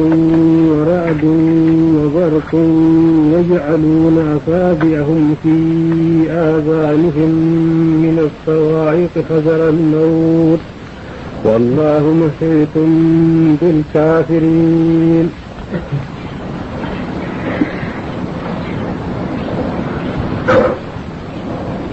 قال أو كصيب من لبوات وإي أو من لبوات عند سفمق أو مثلهم من لسفمق كصيب وإبن إلين وعندتون من السماء دقدول صيب أودمها بعث إن صرف إن لغة عربية مثلا فن والتصريف بعث مثلا عند أصل ما قل صيب فات عند أصل ما قل صيب نفسها يتوب فات عند كأصحاب مثل fato ɗum wayi bana yimɓe toɓoɓa toɓanaɓe iyende mawde masalan alqur'ani fato hannde wayi bana iyende mawde masalan ɗum hisɓar naafiki en go wato jawmirawo waɗanin misalu alqur'ani wayi bana iyende nden nden to o waññi ɗum faamoto o wi ka sayyidin bana iyende ay ka ashaabi makarin ba toɓanaɓe ba yimɓe iyende wa aslu kalimol sayyid wato min sarga yasubu ay to a annda yangiri toɓande fato a ɗon ɗum wartiri sayyid ɗum maruf ɗum sahal ngam wato hannde qa'ida ha yimɓe sarfu ɓe mbiya wato hannde garfeje e labanni to tokkotiri nden hoore maare artiri howde fato hannde masalan ha ɗo yaade wawɗum garfeje ella ɗe tokkidiri hoore artiri ɓe howde fato hannde masalan wawol bo harki wawol wattike se wartaya nden yamutni her ya warti sayyid هكذا عندهم في القاعدة في اللغة العربية من لصفة وابن صفة بنا بيين فاتك سيد بوان من السماء دقدول فيه شهر ين قرنا تفسيره بقدم دمير من هوتنا يلي مفسر ميرن سيودي رحمه الله وفي هوتنا رود بمعنى وفي فيه دهر رود ظلمات فاتو عند قرنا فهوري دمها سيد kanko bo hoori ɗum ha wato sama wato fiihi wato hannde ɗum wato e rulde nde zulumat ñiɓe wato hannde tekkuɗe zulumatu ñiɓe mutakasifa ñiɓe wato hannde moɓɓe tekkuɗe mutakasifa wato hannde wato ñiɓɓuɗe kogo mooɓiɗe tekkuɗe ko wi wato ɓer ñiɓe ɗo har iyende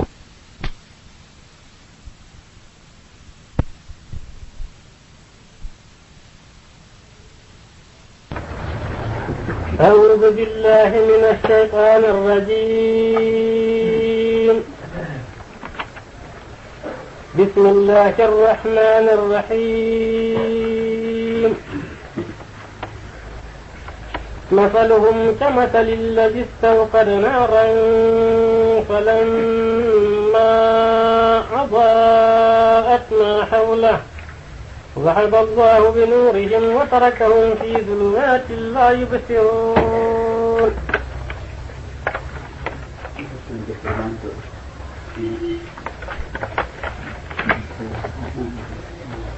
صم بكم عمي فهم لا يرجعون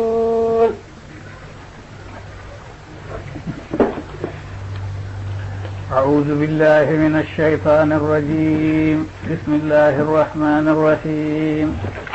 الحمد لله رب العالمين والصلاة والسلام على أشرف المرسلين سيدنا محمد وعلى آله وأصحابه أجمعين رب يسر وأعين يا كريم. قال الله سبحانه وتعالى مثلهم كمثل الذي استوقد نارا فلما أضاءت ما حوله ذهب الله بنورهم وتركهم في ظلمات لا يبصرون. أرى سورة البقرة يا إخوان جمرا وسندريم بتاتو ولا نائب يا إخوان أو كمؤمني جلاب دو أو بكيفير بانغدو tatabo wiyete naafikiijo cuuɗiiɗo ya ihwan ɓi adama fu takko hoosa darorde mum to heedi yimɓe tato tan allah seniiɗo wato wangini noon noon ɓe poti muminiijo laaɓɗo nder e yaasi fuu e nden wato kefeero banguɗo mo ñukkina kefeeraako muɗum nden naafikiijo bangirɗo wato hannde njuldam ko cuuɗi ɗum keferaako kanko ɓuri ñiddugo ya ihwan ɓuri hallugo e kala muminijo fu wato ɗaɓɓita to heedi e ɗon nder sifaaji naafiki en ya ihwan naafikaako ɗum suuɗugo keferaako nder ɓernde nden wangira kuuɗe islamaako ba julɗo kanko wiyete zindiq kanko wiyete munafiq alladi yuhiru l'islama yubtinu lkufur. to ɓi adama maari noon ya ihwan o tulli kefeero fu hallugo kanko saɓɓete nder ɓulliide nden kefeero yewan noon zahiri qur'an jawmirawo sifi naafiki en ya ihwan ar aran surawol baqara ɗo sifaji ɗuuɗi naafikaku boo woodi nifaɓul amali yo kanjum ɗum hani muminijo huro ɗum ngam umar ubnul khattab radiallahu anhu o ƴamata hudayfa hal arafta minni nifaqan ila andir am naafikaku na ɗum wiyete nifaɓul amali goɗɗo o julɗo o laɓɗo e nder maako nden kuuɗe maako ɗo holli ba kuuɗe naafiki en kanjum ɗum muminijo hulata ko woni noon annabijo sallllahu alayhi wa sallam yecci en naafikijo no wayi ɗabi'a muɗum ida haddasa kadaba wa ida wa'ada khalafa wa ida tumina khana wa ida khatama fajar wato naafikijo ɗabi'aji muɗum no wayi to o yewtan yewta o fewa to ni o inani goɗɗo o luuta ina to ni hande masalan o hoolama o waɗi ha to hande hoolare goɗɗo hokkimo amana o jambo to o jokkiri be goɗɗo o huɗa yo ɗum ɗo wiyete wato sifaji naafikijo masalan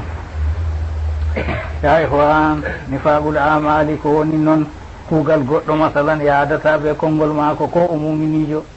yo ɗum ɗo woni ko muminijo hulata allah seniɗo tokki feli yimɓe no lima taquluna ma la tafalun kabura maktan an taqulu ala llahi ma la tafal yaato ɓi adama kuugal mum yaadata ɓe ko wiyata ɗum gikku naafikako kanjum ɗum wato hande muminijo hulata ta laaton noon e ko o laaɓɗo oɗo nuɗɗini fakkat amma kuuɗe maako masalan her ɗotaje ɗo yahata ba o wiyata her kaale bo yahata ba o wiyata ɗum woni ko hulni ɗum ya ihwan jawmirawo sifi naafiki en her aran surawol baqara ɗo yo ko ɗuuɗi nden o waɗani ɓe wato hande sifa laaɓka ngam hunde ɗum wangiran be misalu mum alqur'ani wato woodi amsal balindi ha alqur'ani ya ihwan yimɓe usulu tafsir ɓe mbi balindi ha alqur'ani nondeji muɗum wato balindi goɗɗi e mbiya amsalun musarraha baɗo wato fuɗɗira be masalu kaza goɗɗi feere bo amsalun kamina se to ɗaɓɓitama heɓto goɗɗum feere bo amsalun mursala alqur'ani tan waddi ɗiɗi wala no heɓlunga arabiya jawmirawo seniɗo wiyata masaluhum ɓe o sifori wato hande masalan naafikaku ɓe o sifori er aya timmuka ulaika alladina ishtaraw dalalata bilhuda fama rabihat tijaratuhum wama kanu muhtadin ɓe o sifi ɗo o wi wato hande masaluhum sifa maɓɓe no wayi ko ɗusta maɓɓe ko yaake maɓɓe mbiya sifatuhum aw qissatuhum ka haulai masaluhum ay sifatuhum sifa maɓɓe no wayi fi nifaqihim er naafikaku maɓɓe jaman annabijo sallllahu alayhi wa sallam ɓe ɗon ɓe jaman annabijo ɓe ɗon ɓeɗon juula ɓeɗon suuma ɓeɗon jakka ɓeɗon jaha jihaadi ɓe annabijo sallllahu alayhi wa sallam lakin ɓe nuɗɗinayi ɓe nuɗɗinay alhaqiqa ɓe ɗo waɗa esto ngam ha ɓe kisa mbareego kanjum ɗum ɓe mbarata ɗum her jamanu meɗen bo nde islama laamaki mbarata ɓi adama ngam dina muɗum ɓe ɗon bo wato hande masalan no ɓe keɓtorte ngam ha wato hande ɓe keɓa ko julɓe keɓi ko ɓe etira be julɓe ɓe te'a ɓiɓɓe julɓe masalan malla bo julɓe te'ana ɓe ɗum ni heeyi wato hande masalan ɓe bangira ɓe yakeji julɓe to ni hande wato hayruji bangi ɓe julɓe to sarruji bangi bo ɓe hefre ɓe gondi masalan ɗum ɗo wi wato hande masalan masaluhum sifa maɓɓe hay fi nifaqi nder naafikaku maɓɓe kamasalillahi stawqada naara Allah wi ɗum wayi bana sifa wato kuɓɓuɗo yiite ay awqada naran kuɓɓuɗo yiite fi zulmatin her nivre naran ɗo wari nakira wato naran ɗo wato hande wari nakiraji ha alqur'ani haalugo arabiya ɗum waran bahsuman ha usulul fiqh ha usulul tafsir ɗum woni wato nakira waran sahayigo masalan li ta'zim kanjum waɗo tafsir o e mbiyata haɗo naran ɗo yiite mange masin wato hande nder nivre ni goɗɗo riggiti yiite ma pindi e masalan o naftoran nge her jaygol ko woni kombi maako fu o yiya sarratamo nder nivre go jaygol waɗi nden wato aytinto wato aytina wato ande pewol tawatamo masalan ɗum o wi wato waddi naran yiite misalu ga kuɓɓuɗo yiite nder nivre fi zulmatin nder nivre